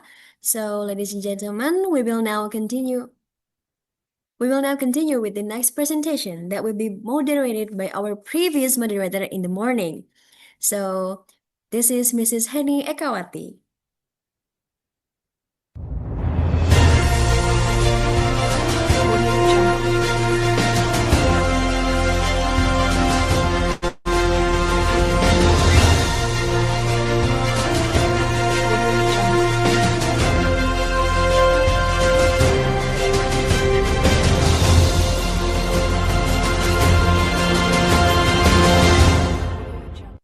Good afternoon, Miss Henny. Good afternoon, Miss Chacha. How are you today? Great, thank you. Okay, so are you ready Yes. for the next session of the discussion? Yes. Okay, so without any further ado, we kindly invite Mrs. Henny Ekawati to take over the moderation. Mrs. Henny, time is yours. Yeah, thank you for Miss Chacha as master of the ceremony. Welcome back, ladies and gentlemen, with me in this last academic session of the second NHM International Conference 2026. I'm Henny Ekawati as a moderator for this last session. Okay, before we start, I would like to share a few housekeeping rules that we agreed together. Same like previous session. One, kindly keep your microphone mute during the session, especially for academic presentation from the speaker. Second one is please turn on your camera when possible for better engagement. The third is if you have a question, you can ask in the chat book, in Q&A book chat, and we will deliver the question to the speaker. Or maybe you want to ask directly to the speaker by raising hand feature. Ladies and gentlemen, efficiency of time. In this last session, we have two speakers. And before we start, before that, I'll make sure that our speaker is already in Zoom meeting. Good afternoon, Dr. Tani. Are you already in Zoom meeting?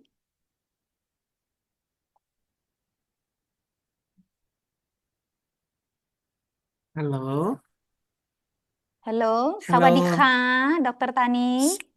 สวัสดีครับ May I check my microphone and the PowerPoint?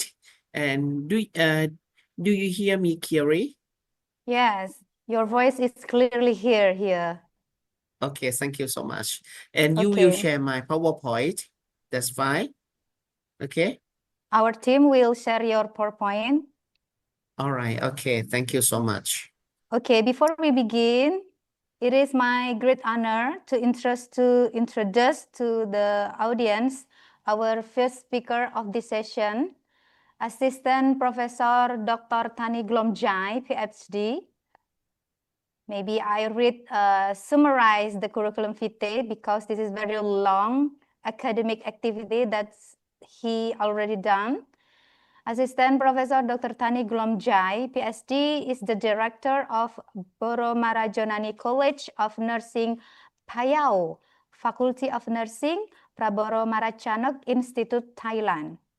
He is a senior nursing academic and administrator with more than 3 decades. I repeat, 3 decades of experience in nursing education, academic leadership, and community health development. He earned his PhD in nursing from the University of Edinburgh, United Kingdom. His areas of expertise include primary health care, community health nursing, health promotion, nursing education, and health leadership.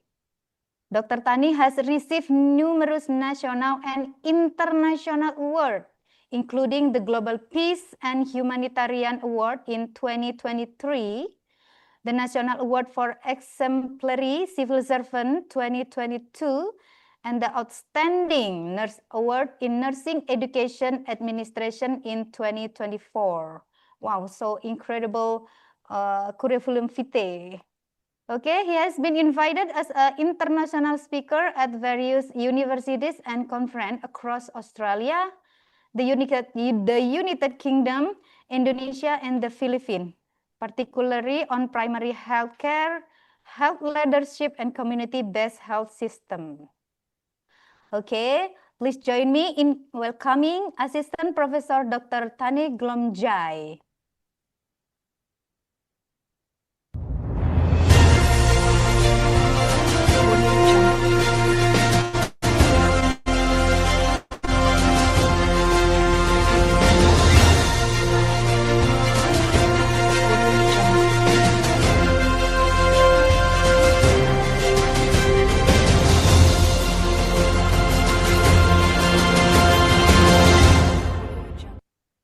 Okay, Dr. Tani, maybe it will explain to you that you and your team have 50 minutes.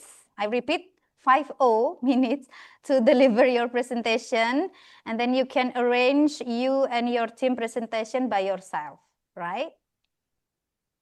Thank you so much. Okay, time is yours. Okay, thank you so much. Good afternoon, everyone. Good afternoon, presidents of Universitas Nurhuda Mustafa, right? Thank you so much and congratulations for the second of NHM International Conference by your university. And it is a great honor to be here for your speaker. And I would like to share my opinion and my experience for the primary care and Thai local wisdom to integrate for primary healthcare in Thailand. We have two parts of my speaker. The first one, I would like to talk about the introductions for primary health care in Thailand with the Thai local wisdom and integrations for the elderly care and for the primary care in the community, right? And then my friends and assistant for Professor Churarat Hauhan will talk about the Thai culture and the maternal nursing care because of the Thailand we have many style of the local wisdom for the nursing care for the maternal and child. We have separate for my talk into part. The first one, I would like to talk about the background and significance. And next slide, please.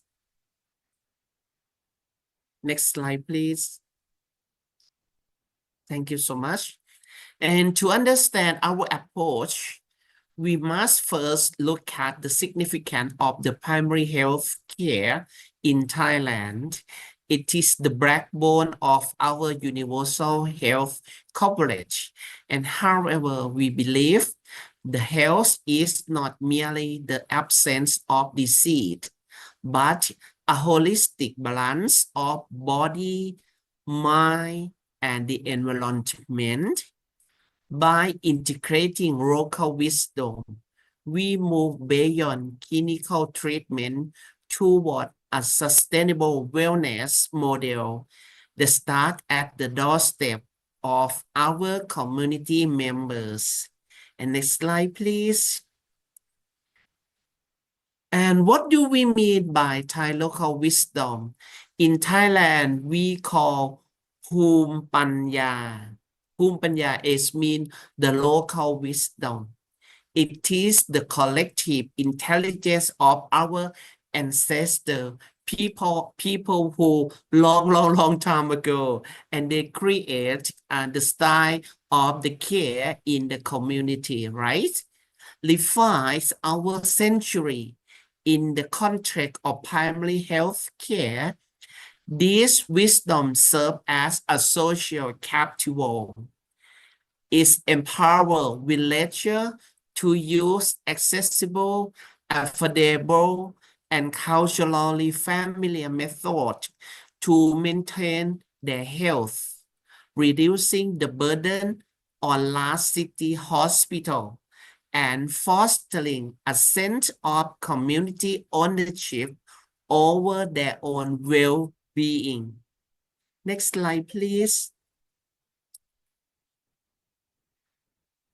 At the heart of Thailand, we believe for the Thai traditional medicine is for the four elementary, or in Thai word we call Thát Chao Ruan. The four elements, we believe the human body is composed of earth, water, wind, and fire. When these elements are out of the balance, the illness will be happened or occur in our body. It will be make we sick or get some disease from the outside, or we have some symptom to need for the nursing care or need to see the doctor. In primary care setting, understanding a patient dominant element, or we call in Thai word for ธาตุเจ้าเรือน allow health volunteer and nurses to provide personalized lifestyle advice from the specific diet to physical activity that restore natural harmony. It may be the same traditional in Indonesia from the belief of the people who stay in the community, and maybe sometimes the rural area or the community far away from the city center. They have some local wisdom by the earth, the fire, or the earth in the jungle. We can use this for your health care or to treat your disease or illness when you get sick. Next slide, please. In Thailand, local wisdom is not just a history. It is a part of our national policy.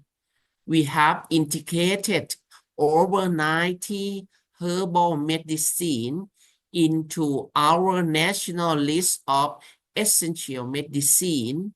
This allows our primary care unit to provide sustainable and cost-effective treatment for common alignment using plants.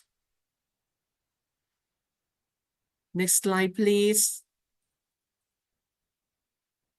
This is for the example. Beyond Earth, we use physical therapy like Nuat Thai or Thai traditional massage, which is now recognized by UNESCO. It is good for your health. If you have a problem with your muscle, your tendon, or sometimes with your bone, we can use Thai traditional massage to relieve your pain and to heal your problem about the muscle, the tendon, and the bone. In our community health center, nurses often combine the modern midwifery with a traditional postpartum care, such as using herbal therapy for the patient, for the pregnant woman. The integration doesn't just heal the body, it provides psychological comfort to patients who value their cultural heritage, making nursing care more empathetic and effective. Like a picture in this slide show you in Thailand, we use the earth for pregnant women. After they give a birth, they will stay in the house and sit near the fire, and we put the earth in a pot, and we put a pot on the fire, and then the ice or the smell of the earth can make the pregnant woman will relieve and can decrease the pain score from give birth. And in the left-hand side, we use Nuat Thai for the patients who have the muscle problem and the tendon problem. We can use this style to relax and release the pain and the effects of the tendon like that. And maybe we use the earth to compress on your muscle and make the muscle release or relaxation like that. Sometimes the nurse of my university, PBRI, trained to combine the midwifery and health science with this traditional in the Thai traditional college. We have a special curriculum for nurses and healthcare providers to learn about how to use the earth and the Thai massage and something with the psycho or mental health for the patient in the hospital and maybe in the community setting. Next slide, please. And move to the food. In Thailand, our primary health care starts in the kitchen. This is a long time ago. Thai people, we use the earth for the food. We make this in the kitchen. We believe the food is for medicine. By educating our community to eat according to their body element and the season, we can prevent many common illnesses. For instance, the famous dish in Thailand, maybe you know, for the Tom Yam soup, is not just for a dish.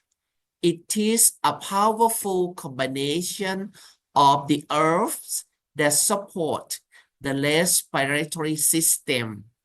This approach promotes cell reliance and reduces the need for pharmaceutical intervention for minor symptoms.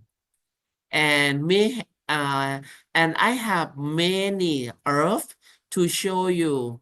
In the picture, we have Tom Yam soup rich in the earth like galangal and lemongrass for respiratory and digestive health, and for ginger and turmeric. It's a natural anti-inflammatory for the joint and the gut health. In the country, in Thailand, in the community in Thailand, we teach the villager to use the home-grown vegetable as the first line defense against the common cold and metabolic issue. Move to the next slide, please. As for the next slide, in many of our rural area and highland community, health is not just a biological state. It is deeply connected to the spirit or your mental. As part of our primary health care approach, we respect and integrate racial and spiritual belief into patient care. Like example in this picture, the power of belief, the ritual as a psychological anchor for the patient and family. We use meditation, and sometimes we go to the temple, and the Buddhist monk teach you to calm your anxiety and to calm or to release your stress or the stress problem by doing meditation and listen to the monk and chanting with the Buddhist monk in the temple. We have the research to explore the chanting and doing meditation can release the mental problem and the stress problem. So for the spiritual in the primary health care, addressing the heart of the soul alongside for the physical treatment, the outcome of this is to reduce anxiety, increase the treatment's compliance, and strengthen community bonding between members of the community or between family and family. Next slide, please.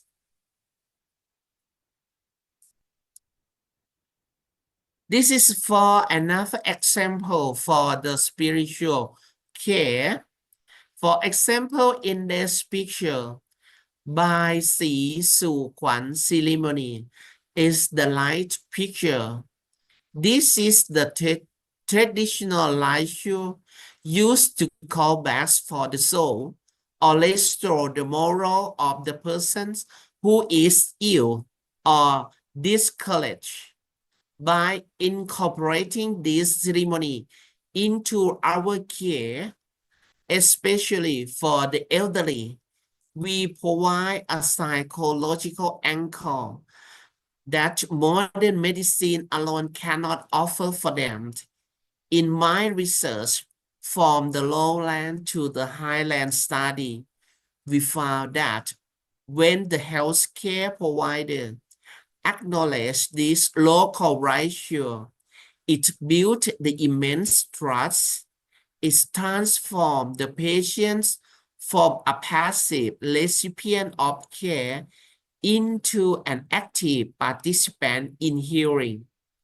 This spiritual integration is essential for achieving truly sustainable and holistic health in diverse cultural landscape.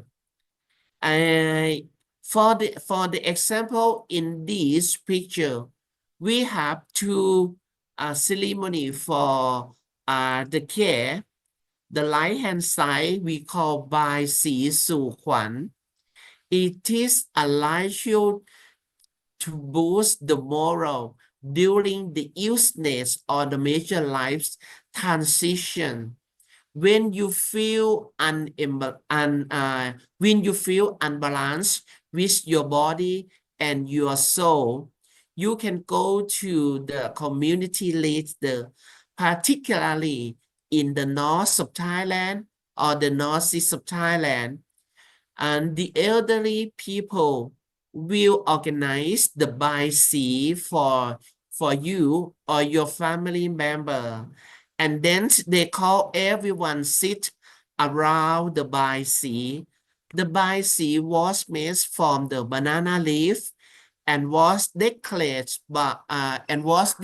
with the flower, the color of flower.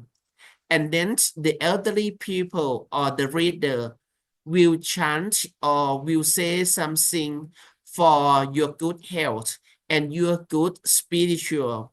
And then they will try you with holy blades in your wrist, and then they will give you a holy word or a blessing you with the holy words. It will make you for the good health and for the good mental health like that. In the left hand side, I would like to show you for another ceremony we call พิธีสืบชะตา พิธีสืบชะตา is the life's prolonging ritual. It is a common ceremony in the north of Thailand.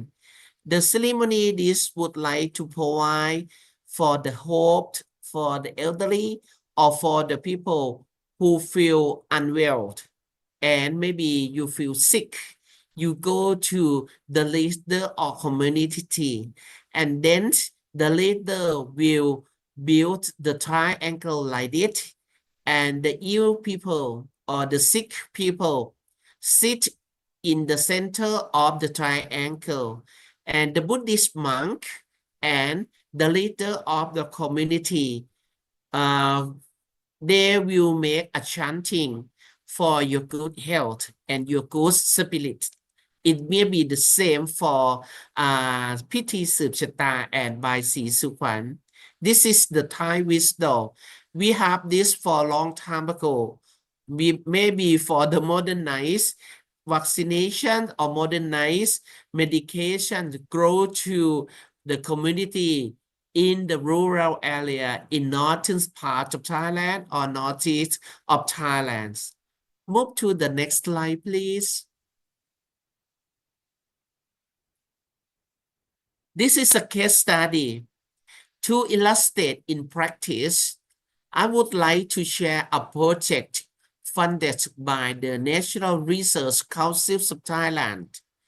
We work on expanding knowledge for the volunteer reader in the caring for dependent older adult, covering area from the lowland to the highland. I mean from the city center to the people in the rural area or in the mountain area like that. In this project, we didn't just bring modern medicine to the mountain. We integrate local ethnic wisdom with the primary care. We found when volunteers use the familiar cultural practice alongside modern health screening, the engagement and the health outcomes from the elderly improve significantly. This project proves that local wisdom is a powerful tool for health equity, ensuring no one is left behind, regardless of their location. We have done research this for 1 year to study for the wisdom, for the local wisdom in the rural area by use the local wisdom for the care of people who have the problem with the mental health and with the illness, particularly for the elderly people in the mountains, long way or far away from the city center. Utilize the social capital and local wisdom to specific geographic context for the care. The empirical evidence, we focus on the community-based rehabilitations and herbal support for the chronic diseases and integrating ethnic traditional knowledge with the primary health screening. The outcome is very effective. It can improve quality of life and strengthen the community-led health surveillance.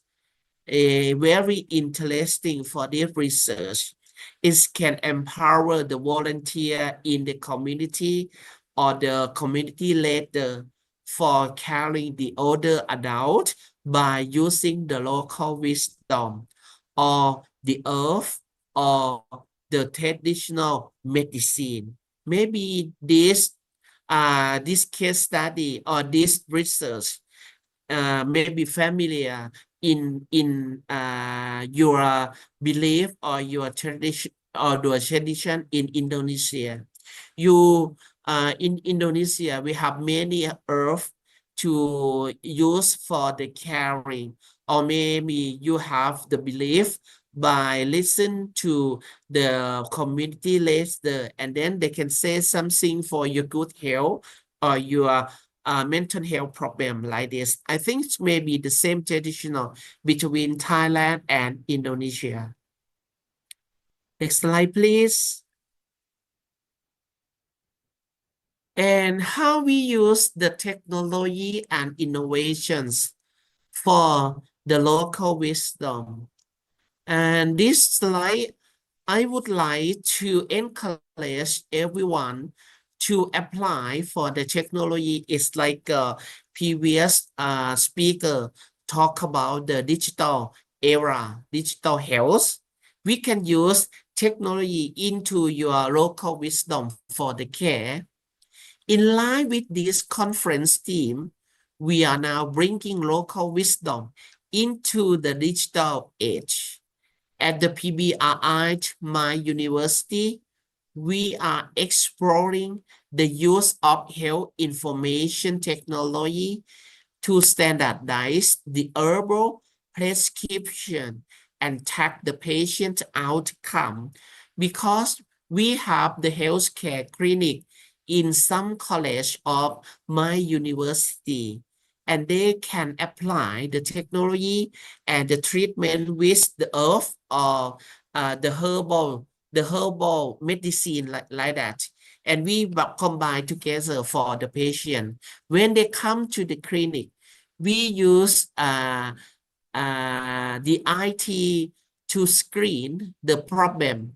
And then we can use the technology to find the herb, which one is suitable for the problem like that.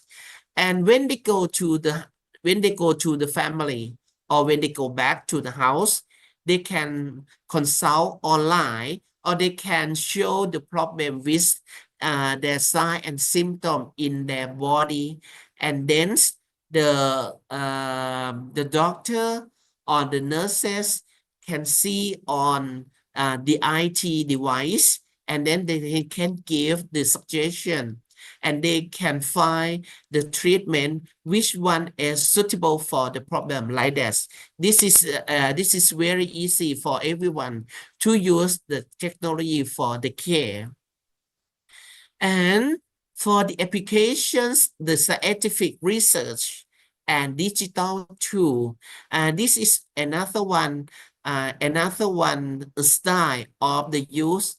We transform traditional knowledge into evidence-based practice, and we can give the knowledge into the device, and then we can access 7 days, 20 hours, everywhere or anytime. You can access the knowledge for the traditional knowledge when we give it into the devices, or maybe in the cloud like that, because we ensure the safety and efficacy while the maintaining the soul and the local traditional not disappear from our university or from our knowledge. We can keep it.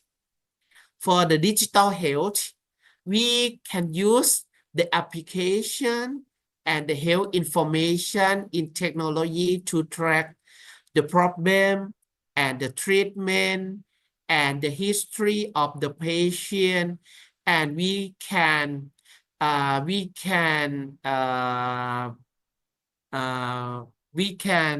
define the problem or trend of the problem of the patient in the future. And then we can keep the statistics of the patient and the problem for the digital technology.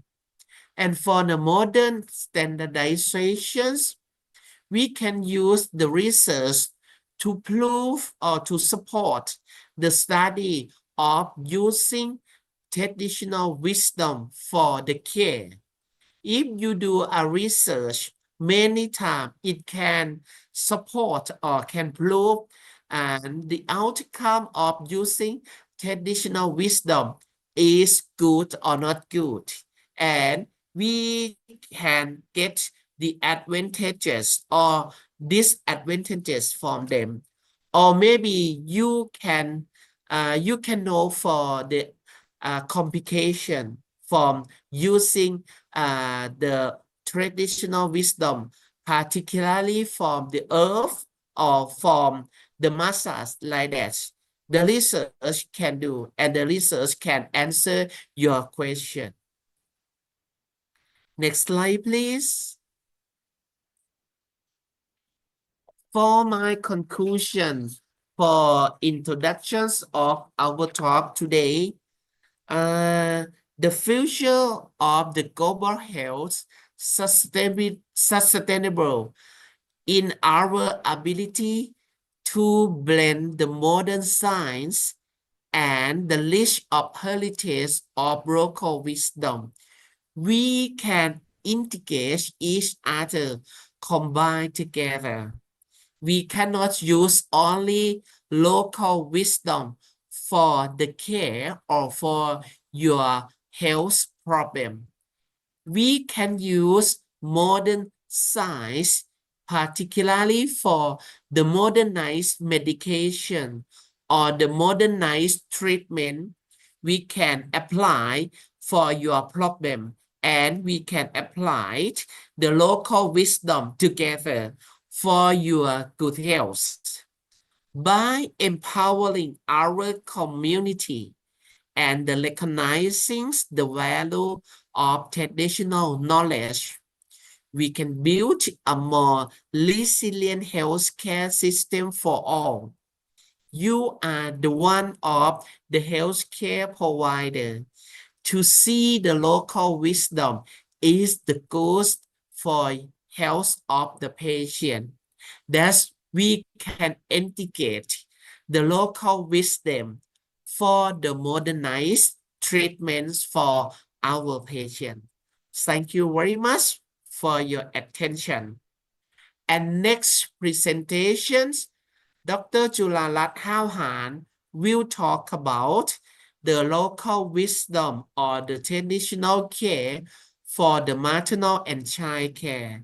This is very important for everyone, particularly for the people who stay in the rural area or the people who have the belief of our group or our community. We can apply the local wisdom for the maternal care. Good afternoon, Dr. Chularat Hauhan.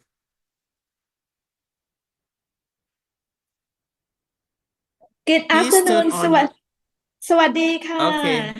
Good สวัส afternoon ดี so ครับ สวัสดีค่ะI am Julalat Tauhan.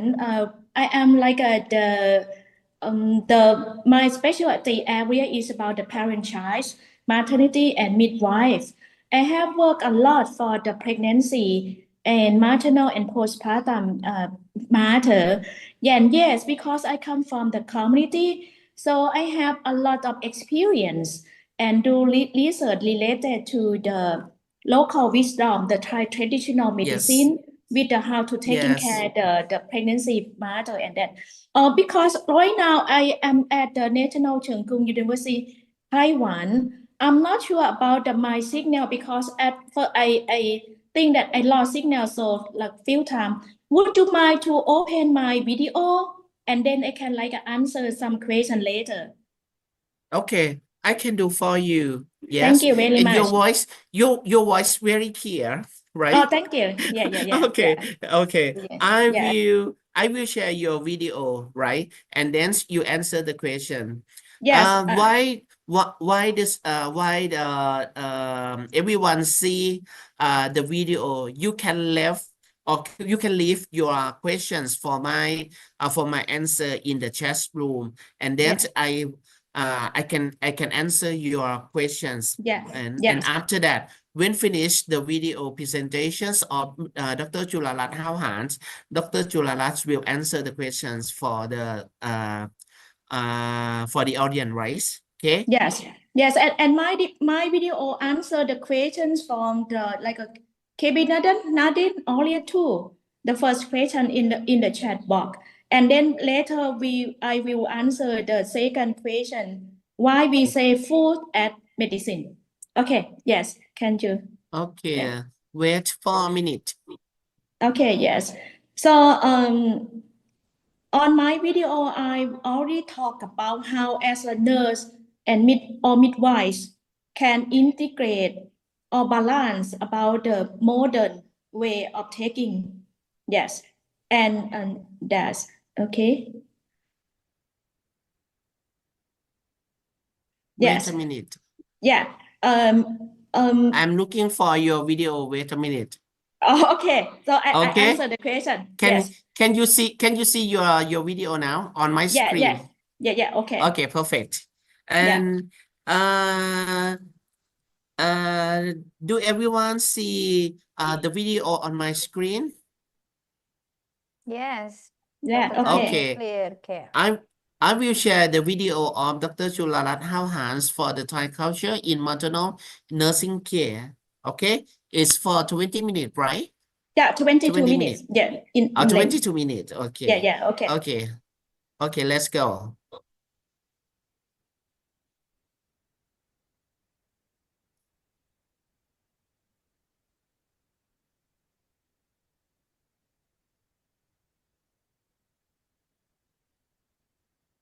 Do you play it, Dr. Tani? Yes. It's not play. Sorry? I think Sorry? the video is not playing. Oh, There is no really? voice I hear from here. Everyone here is? Everyone hear the sound from the video. Okay?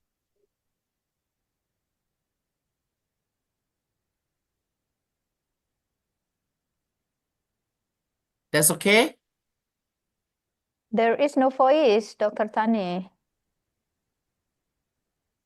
Or may I send to the moderator, and then the admin or the organizer can open the video, okay? Okay, sure. Okay, Yeah. okay. Okay. I will send to Yeah, and during the Dr. Tadi sent to the moderator. อ๋อเสร็จแล้วเหรอ all right. Moment, can you give me like a 1 or 2 minute during they open the video? Yeah. Okay. Yeah. Okay, I have sent to Marina. Yeah. And on my video, I just like talk about the role of the midwife and nurse into integrated the wisdom, the local wisdom into the nursing practice too. Because nurse, we have to balance about the art and science. And the video, you can see some, as we say, that food and the medicine. Food and medicine, because, especially for the postpartum mother. Excuse me, Dr. Chularat Hahan. Yeah. I have sent the video link in the chat room. The moderator can open from the chat room. Is okay?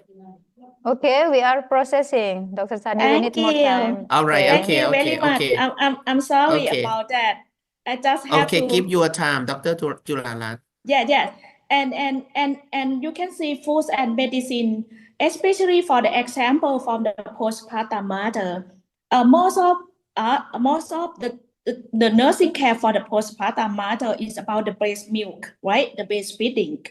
So we have like some food, especially from the banana, that we can like cook as a daily life menu, and this help them to produce a lot of breast milk. And you know what? There is one example. The nurse use this information, and they have like the formula. They developed the formula as a formula drink that used from the banana, and it help postpartum mother a lot to produce breast milk. Oh, that's kind. We can, as Dr. Tani mentioned about the innovation, something we don't need to produce a very high technology innovation, but we can have like an innovation idea from the daily life activity, from the fruit, from the vegetable around your area, to do like a thing that can help the patient, can help the postpartum mother. Okay, is it like if you can open it now? Yes.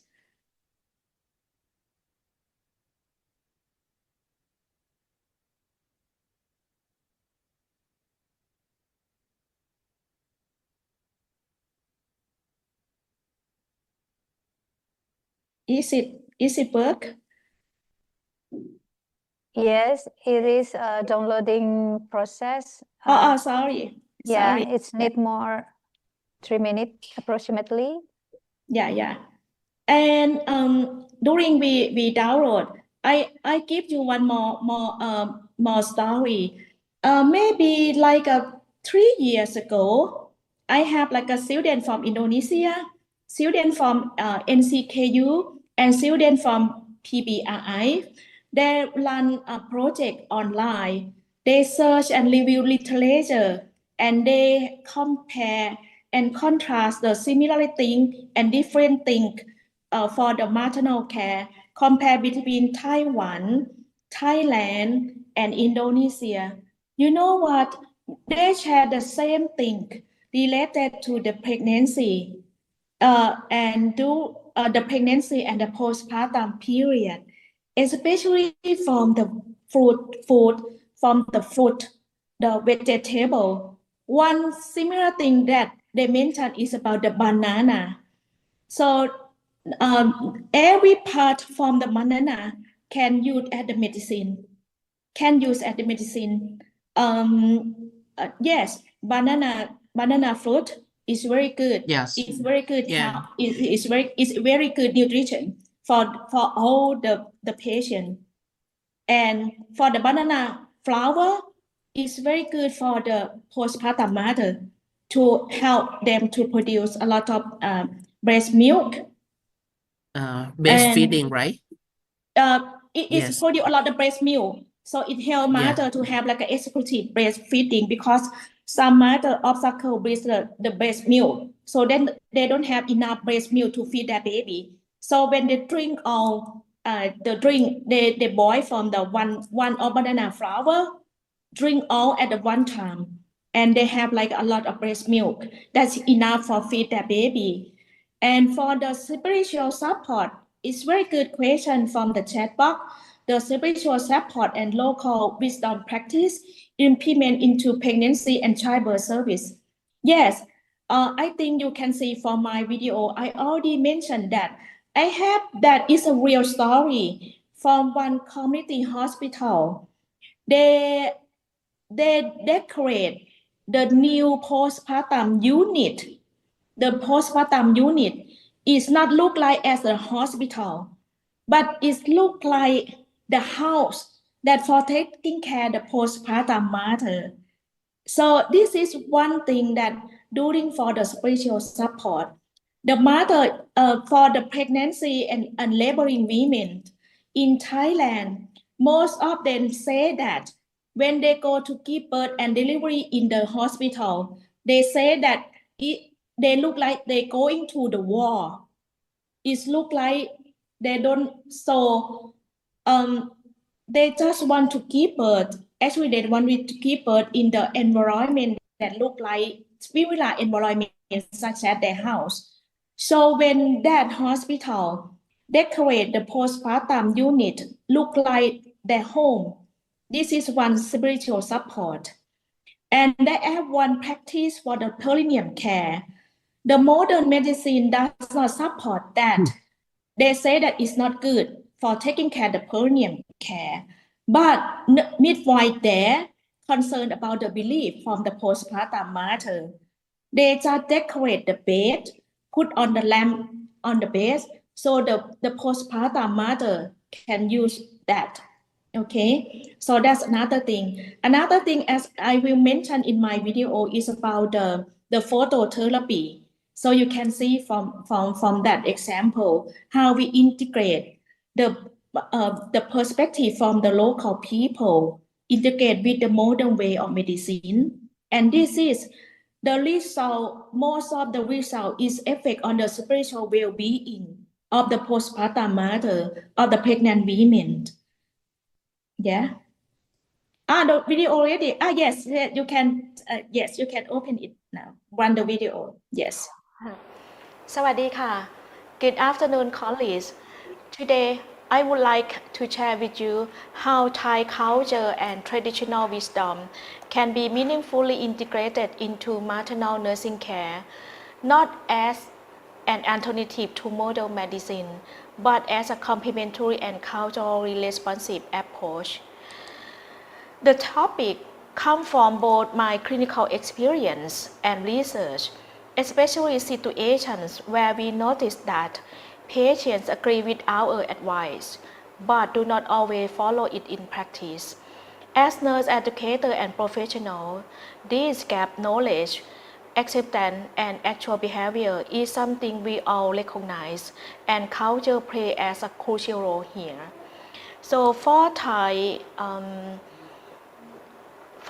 traditional wisdom and the way of practice from people, this brings us to important question. Why should we, as nurses and educators, take traditional medicine seriously in maternal care? For Thai traditional medicine, the Thai traditional medicine represents long-standing national wisdom deeply embedded in daily life and family practice. Importantly, it is not marginal. It is formally recognized in Thailand National Health Strategy, and it aligns well with the holistic philosophy of nursing. For maternal care in particular, Thai traditional practice focus not only on physical outcomes, but also on mental, social, and spiritual balance, which are often underemphasized in biomedical models. For us as a faculty members, the key question is not whether these practices exist, but how we teach students to engage with them professionally and safely. In Thai traditional belief, pregnancy is understood as a state that affects the balance of four elements: earth, water, wine, and fire. So, care focuses on balance in physical, mental, social, and spiritual dimensions. From an educational perspective, this provides a powerful and the key point for teaching holistic assessment, culturally humility, and patient-centered communication. So how we can apply this into pregnancy care? The Thai traditional medicine supports pregnant women through several practices, including mindfulness, Thai massage, herbal compresses, herbal food, and gentle traditional exercise. These practices rarely used in isolation. They are woven into daily life, family advice, and community rituals. For nurses, the challenge is not to memorize these practices, but to assess safety, timing, and individual appropriate while maintaining trust with the woman and her families. So I just want to go a little bit for each practice that represent in our academic life. The first one is about the mindfulness and spiritual care. The mindfulness practice in Thailand are deeply influenced by Buddhist principles, focusing on awareness, breathing, and emotional regulation. Some simple practices such as breathing awareness, meditation, and gentle movement have been shown to reduce stress and anxiety during practice. So from a nursing perspective, these practices are particularly valuable because they are low cost, low risk, and culturally meaningful. For the Thai massage and herbal compresses, this method will apply after the first trimester, may help relieve back pain, muscle tension, and fatigue, and may support preparation for labor. Herbal compress use heat and Thai herbs to improve circulation and muscle relaxation.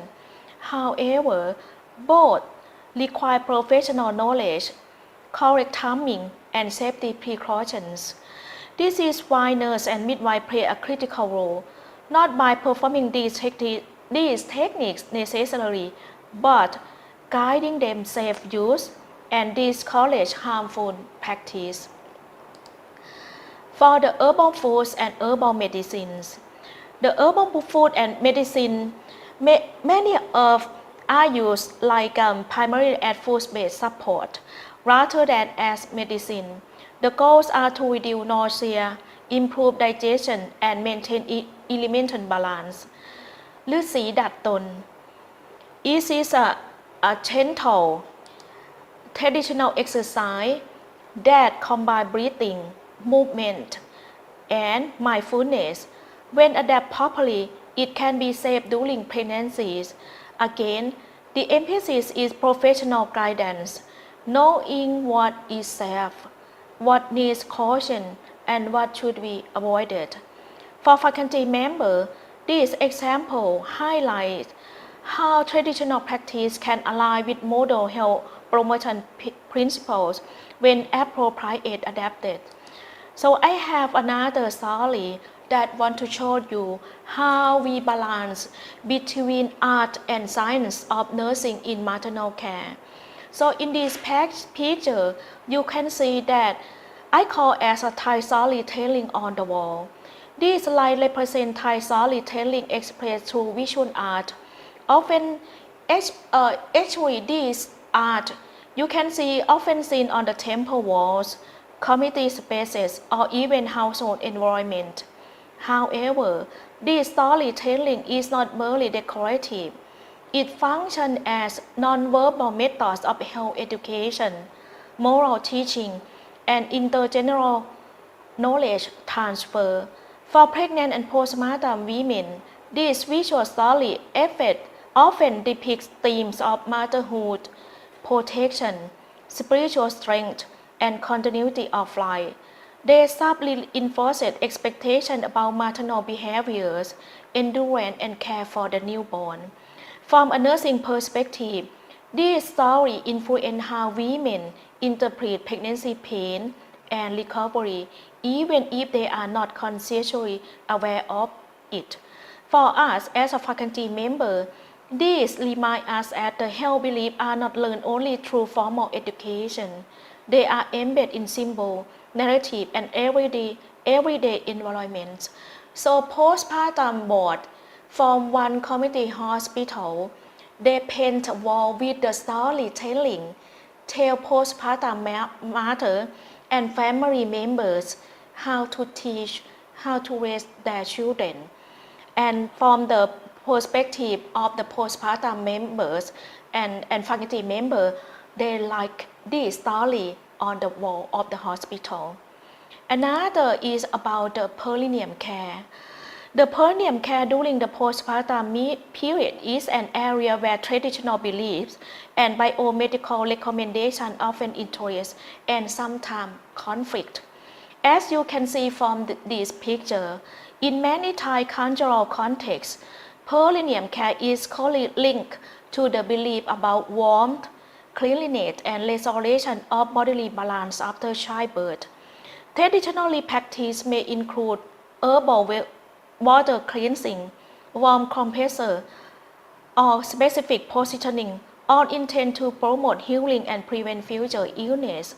While some of these practices may align with modern principles, such as hygiene and comfort, however, others require careful evaluation for safety, especially in the case of episiotomy or perineum trauma. So from this picture, the postpartum mother, they want to use light maybe 1 or 2 times a day for healing their perineum care, their episiotomy care. So, and from the research, this practice is not beneficial for the perineum care. On the other hand, this practice the perineum may be getting burned and maybe take the longer time for healing. However, this shows nurses that they use the belief into have the safety practice in the postpartum unit.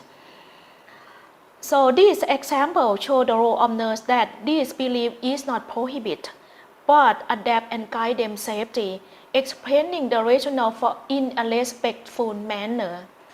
Another story is about in the postpartum mother, they believe that for preventing the physiological jaundice in the morning time, they will bring their children to expose to the sunlight. They believe that this prevented the physiological jaundice. However, from the research, no, that cannot do that. However, we just make it in the safety position. So in this postpartum unit, they design one corner that allow the postpartum mother to bring their children to expose to just a little bit of the sunlight. So in their perspective of postpartum mother, they love it. In their perspective, they think the nurse care about their belief. Nurse help them to follow their perspective, to follow their practice, not force them, no, don't do that because it's not good, but they help them. This is another thing of a holistic approach, especially for the spiritual well-being. I go into another story that's from my research because I found that when we taking care about the local wisdom or traditional practice, we can say no to the cultural belief. So I do a research in Surin province. Surin province is one of the Thailand, one of the oldest historic province in Thailand. Surin is a shared borderline with the Cambodia. So there are three major ethnic groups which are Gui, Khmer and Laotian living around the Surin. And among these, they have the way of health practice during pregnancy, labor and postpartum period. With some of these practices are opposed to the recommendation to health practice. And data from home visits show that women will not rely on the information from healthcare providers. And postpartum mothers have good knowledge on breastfeeding and good attitude toward breastfeeding. However, only 1/3 succeeds on exclusive breastfeeding. And several studies had documented impact on cultural factors toward on the exclusive breastfeeding. So I think we need more information relating to their belief on local wisdom and ritual practice to use this information to enhance the practice from traditional and local wisdom in the better way, in the safe way.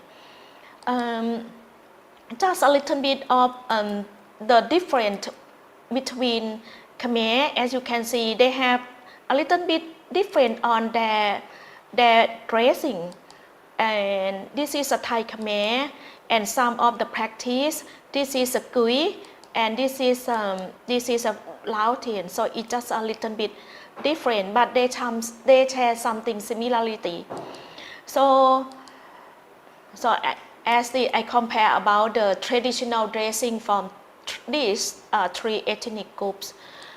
So for the aims of my research, I just want to determine belief and local wisdom practice among women in three ethnic groups, Surin Province, Thailand, to determine how this impact executive breastfeeding.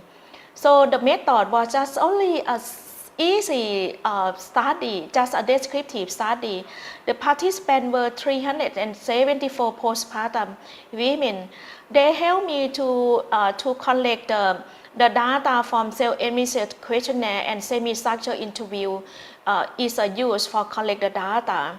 And the questionnaire developed from the qualitative study. Psychometric property of this questionnaire were approved. So the findings, we found that the majority of the participants were Buddhists, multiparous, and have a vaginal delivery, aged between 31 to 40 years old. They complete the primary school. Their income is very low. They are from the poor family.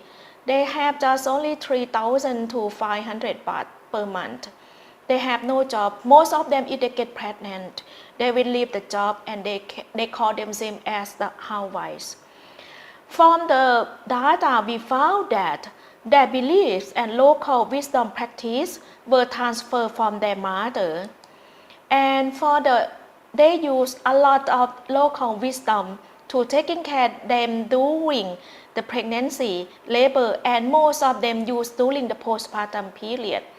They will drink warm hot water, and around 92% had the belief about herbal sauna using steam from boiling herbs, but only few practice because this conflict with the information from healthcare providers. Another thing is they have a special kind of drink that they think is good for breast milk. This drink may be from the ginger, lam duan, star fruit, and lam duan with garlic with pepper. And this is very popular menu for the postpartum mother. They have like a special dishes for the breast milk. In Thai we call as a kang liang, or Thai spicy mixed vegetable soup. And other is they make from the banana blossom soup. They think if they use one banana blossom and boil it and eat all of them, they will create a lot of breast milk. Another is about the ritual practice. More than 80% from the study, they say that they use a special kind of earth for bath, and this herb they plant around their house. They have another perspective that this herb prevent them from the ghosts, prevent them from the evils. Another bath that we use is maybe a little bit different depend on the location or the community on their culture. However, they share that most of them use tamarind leaf, ngai kampo tree, and this is a special kind of flower, and curcuma commersa. At first, we think that this practice is just like happened long time ago. But from the survey, from the research, we found that it's still there in the community. Nearly 94% had the belief about life by fire after childbirth. In Thai, we call Yu Fai. But it's good that only 60% practice with a short period. Back to maybe 50 years ago, they may practice this for a month. But right now, they just make it short into maybe a week or 2 weeks about Yu Fai.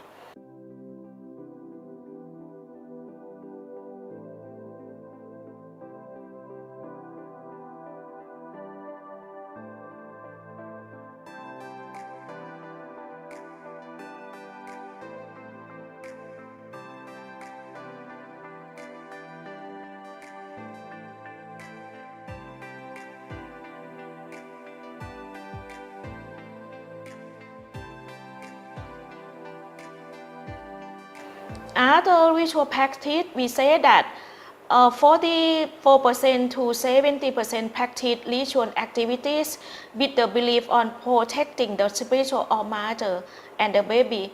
As I mentioned about that earth that they plant around their house to prevent them from the devil. And for the nutrition, regarding to the nutrition, they have protein less than recommended, because they did not want to have a big baby.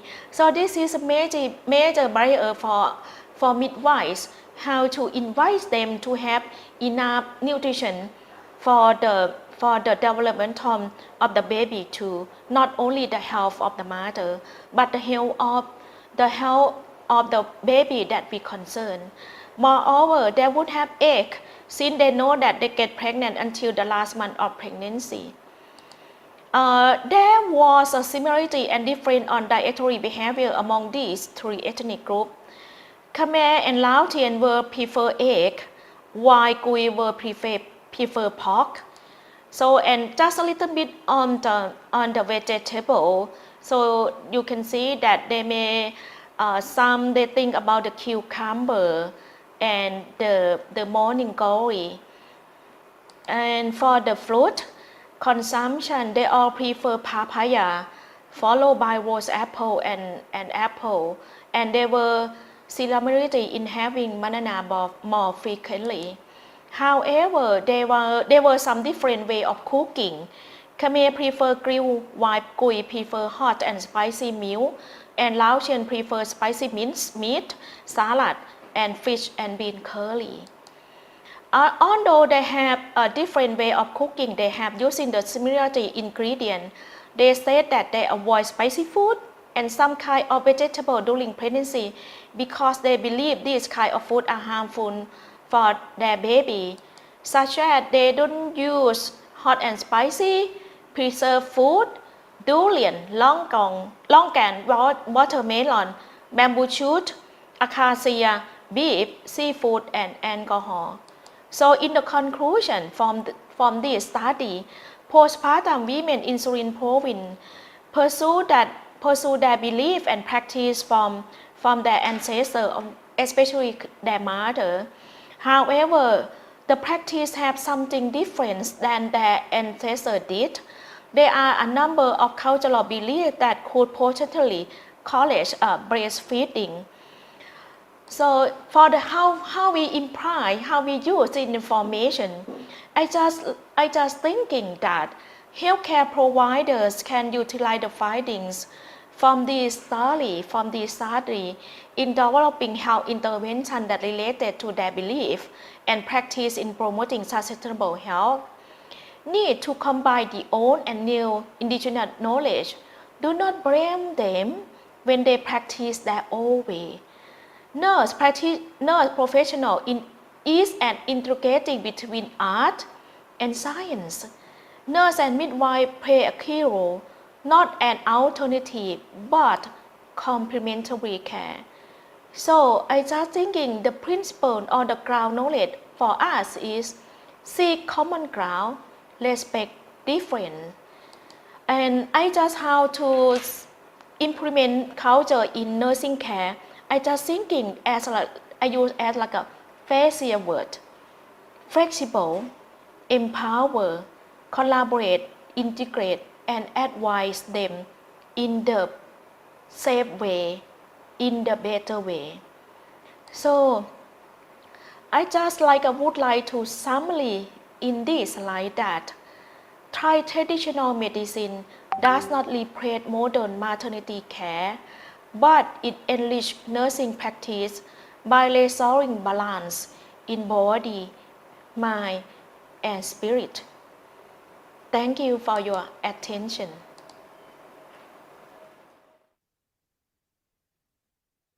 Okay, so Thank you yes, so much. Thank you so much for your video. Yeah.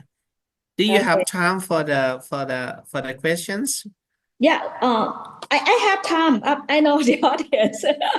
I think already you're so busy. yes, no, I already finished the program in NCKU right now. Oh, good. Yeah, Yes, yeah. good. Okay. Yes, we have many questions in the chat room. Some question I have answers for the audience. Yes, for the conference. And I have one question. I have one question in the chat room to ask you for the how can we practice ฤาษีดัดตน exercise be safety for pregnant women and what important thing what we have consider when they give these recommendations. Oh yeah, so thank you. This is a very good question. So in ฤาษีดัดตน for use in for the pregnancy, we recommend them to use as like an exercise because how to use it is not difficult and it's very good for like a muscle strength and during their strength the muscle such as they strength the hand or their body, they have to practice for the breathing. So that breathing is very good because it brings more oxygen to the health of the baby. So when we practice it, we work with the Thai traditional medicine to help us to teach the pregnant women. We have like a special class, and for use during the labor. Right now we call as like a mani vet. Mani vet is a similarity to ฤาษีดัดตน. So this is like a non-pharmacological pain relief. So we don't use any painkiller. So when they practice a mani vet, they can reduce the pains.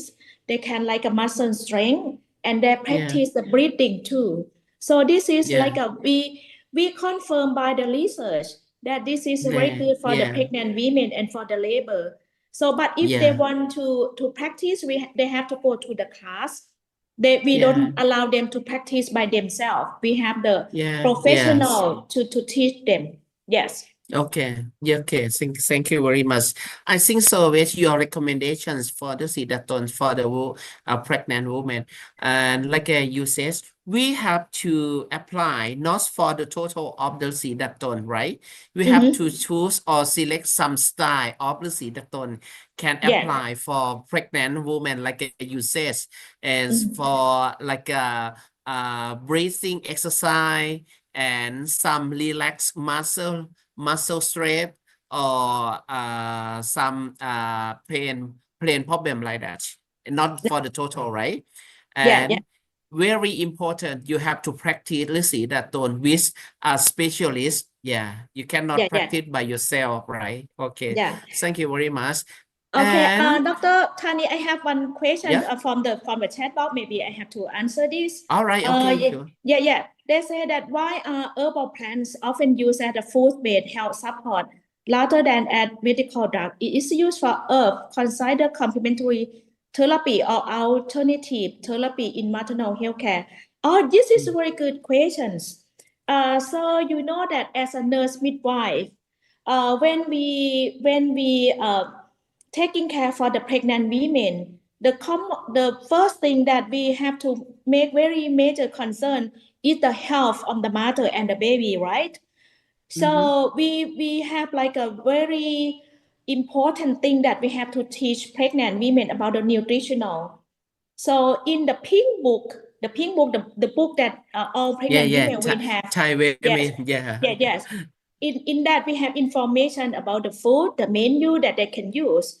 But the problem is that they cannot follow by that because they cannot find the foods that recommendation in that book.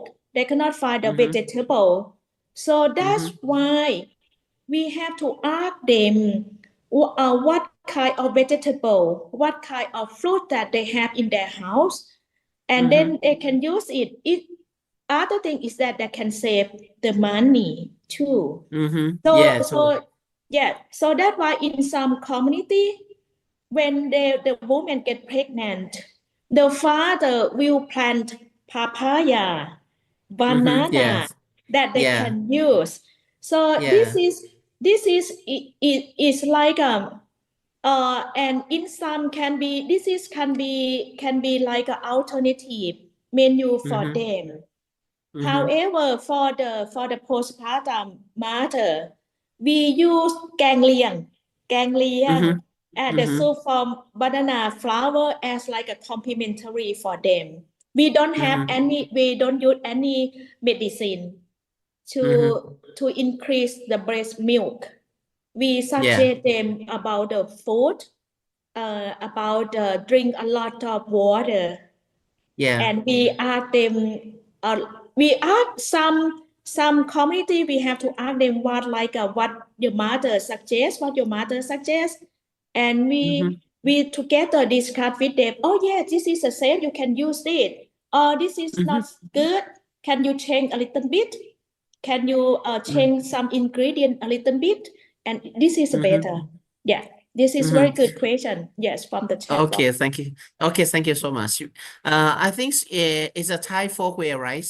Yeah. We normally plant the earth near our in our garden, right? Like Dr. Jurala says, we normally go the papaya, banana, lemongrass, Yes, and tamarind. basil. Yes, tamarind.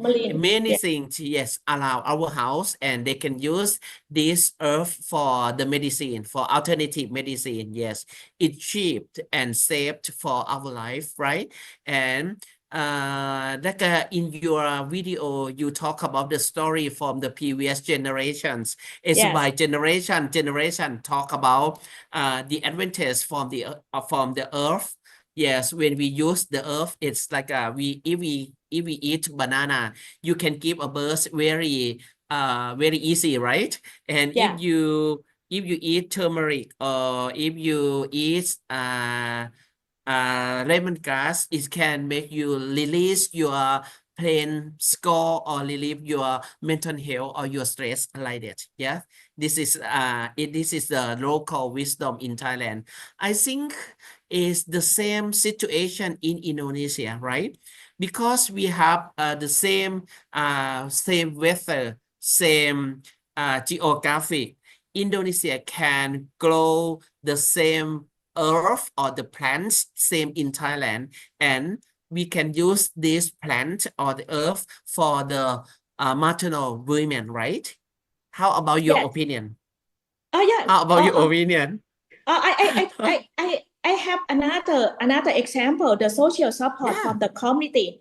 Yeah. When the women get pregnant, the community will celebrate them. So the head of the community will give them the some kind of a fruit or the tree, such as they give them they have to plant the banana, the papaya, and after the give birth, so the gift for the new baby for welcome the new baby, they don't give the money, they don't give other souvenir, but they give the Oh, plant. yeah. They give the plant. Nice. They give the earth. Yes. Yeah, And nice. this Yeah. is like a social support, community support to welcome the new new baby into the community. So together they have this. Yes. That's a good idea. Good idea. Yeah. We almost one of the time. They say that 1 minute more. Yes, Yes. Oh, I'm 1 minute. sorry. Okay. Yeah, okay. Very, It's very good really nice. discussion. It's really nice if we discuss about the local wisdom for the pregnant Yeah. woman or for the patient like this. And we willing to share our opinion and our idea or experience for Indonesia audience in this international conference. I have been to Indonesia many times, and I have observed for the foods when I go to the restaurant or to the university in Indonesia. They usually give some herb inside the dish, maybe some ingredient for the food that I have eat is very nice. Thank you so much. And thank you very much for Dr. Chularat Hauhan for a special guest of my presentation. And thank you very much for the moderator and for NHM University to invite us for your speaker today. Thank you very much. Thank you, Dr. Tani. So it's mean Q&A is already done, right? Yes, yes. Okay. So that's we need to continue with the next agenda. After this, we would now like to present a certificate of appreciation to our speaker. Thank you for your valuable contribution, Dr. Tani. ขอบคุณ Thank มาก you so นะคะ much. Dr. ครั Tani. บ ขอบคุณครับ Is it right? Yeah. Okay, the next one for Dr. Chularat Hauhan. Yes. Yes. Okay, thank you for your valuable contribution. ขอบคุณมากนะคะ Dr. Chularat Hauhan. ขอบคุณค่ะ Thank you Very very nice much. Very nice. very Yeah. nice pronunciation. I Yes. learned for a week to pronounce that. Thank Okay, you thank so you very much. much. Thank you to all speaker and participant. Before that, I need to screenshot session so that we have a documentation with the speaker. Committer, Pak Caca? Yeah. We will take the screenshot in 3, 2, 1. Okay, once more. Yeah. Okay, 3, 2, 1. Okay, thank you to all speaker and participant for the insightful presentation and engaging discussion through this session. We truly appreciate your valuable contribution and active participation. With this, we officially conclude today's session. I am Heni Ekawati, your moderator for this last session. We look forward to seeing you in the next year conference international. Thank you and have a wonderful day. I would like to hand over the session back to the MC. Thank you. Thank you very much. Thank you very Congratulations for much. your Congratulations. organization. Yes, for the Thank you very much. conference. Yeah. Yes, thank you very much, Dr. Tony and Dr. Chularat. Thank you very much also to Mrs. Heni Ekawati. So, ladies and gentlemen, the next agenda is the certificate presentation session. In this occasion, this certificate will be awarded to our distinguished moderators who have given their amazing contributions during the discussion sessions. First, we would like to acknowledge and present certificates to Mrs. Heni Ekawati, SCUP Nurse MCUP. Thank you. Okay, documentation team, please proceed to take screenshot.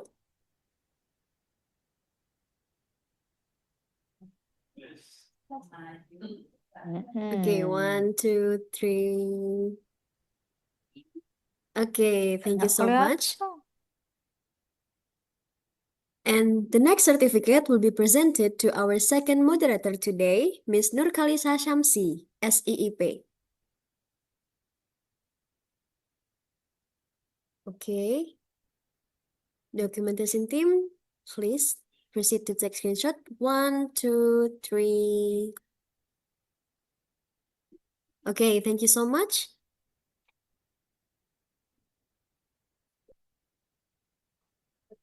Yeah. Yeah, thank you very much to all our speakers and moderators for our outstanding participations. And now we'll be taking documentations including all our participants in Zoom meeting. Okay, so at this moment, to all participants, please kindly turn on your camera for a moment so we can take screenshots. I'm gonna give you a second to turn on your camera, maybe.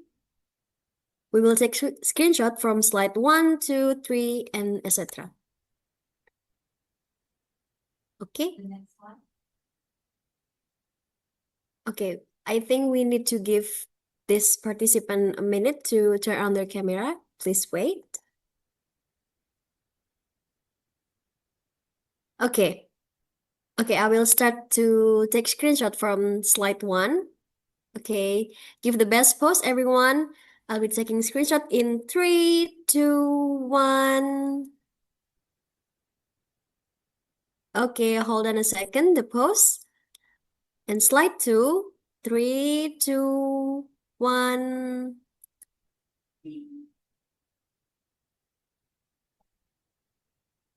Okay, and slide 3 until 10, I don't see anyone turning on their camera, so maybe this is it, the session of documentation. Ladies and gentlemen, so we have now come to the closing of day 1 of the Nur Huda Mustafa International Conference 2026. On behalf of the organizing committee, we would like to extend our sincere appreciation to all speakers, moderators, and all participants for your active participation. Before we conclude, we would like to kindly remind all the participants that the conference will continue tomorrow on Wednesday, February 11th at 9 a.m. via Zoom meeting with the oral presentation session. We look forward to your participation and valuable contributions. So thank you very much for your kindly attention. Wassalamualaikum warahmatullahi wabarakatuh.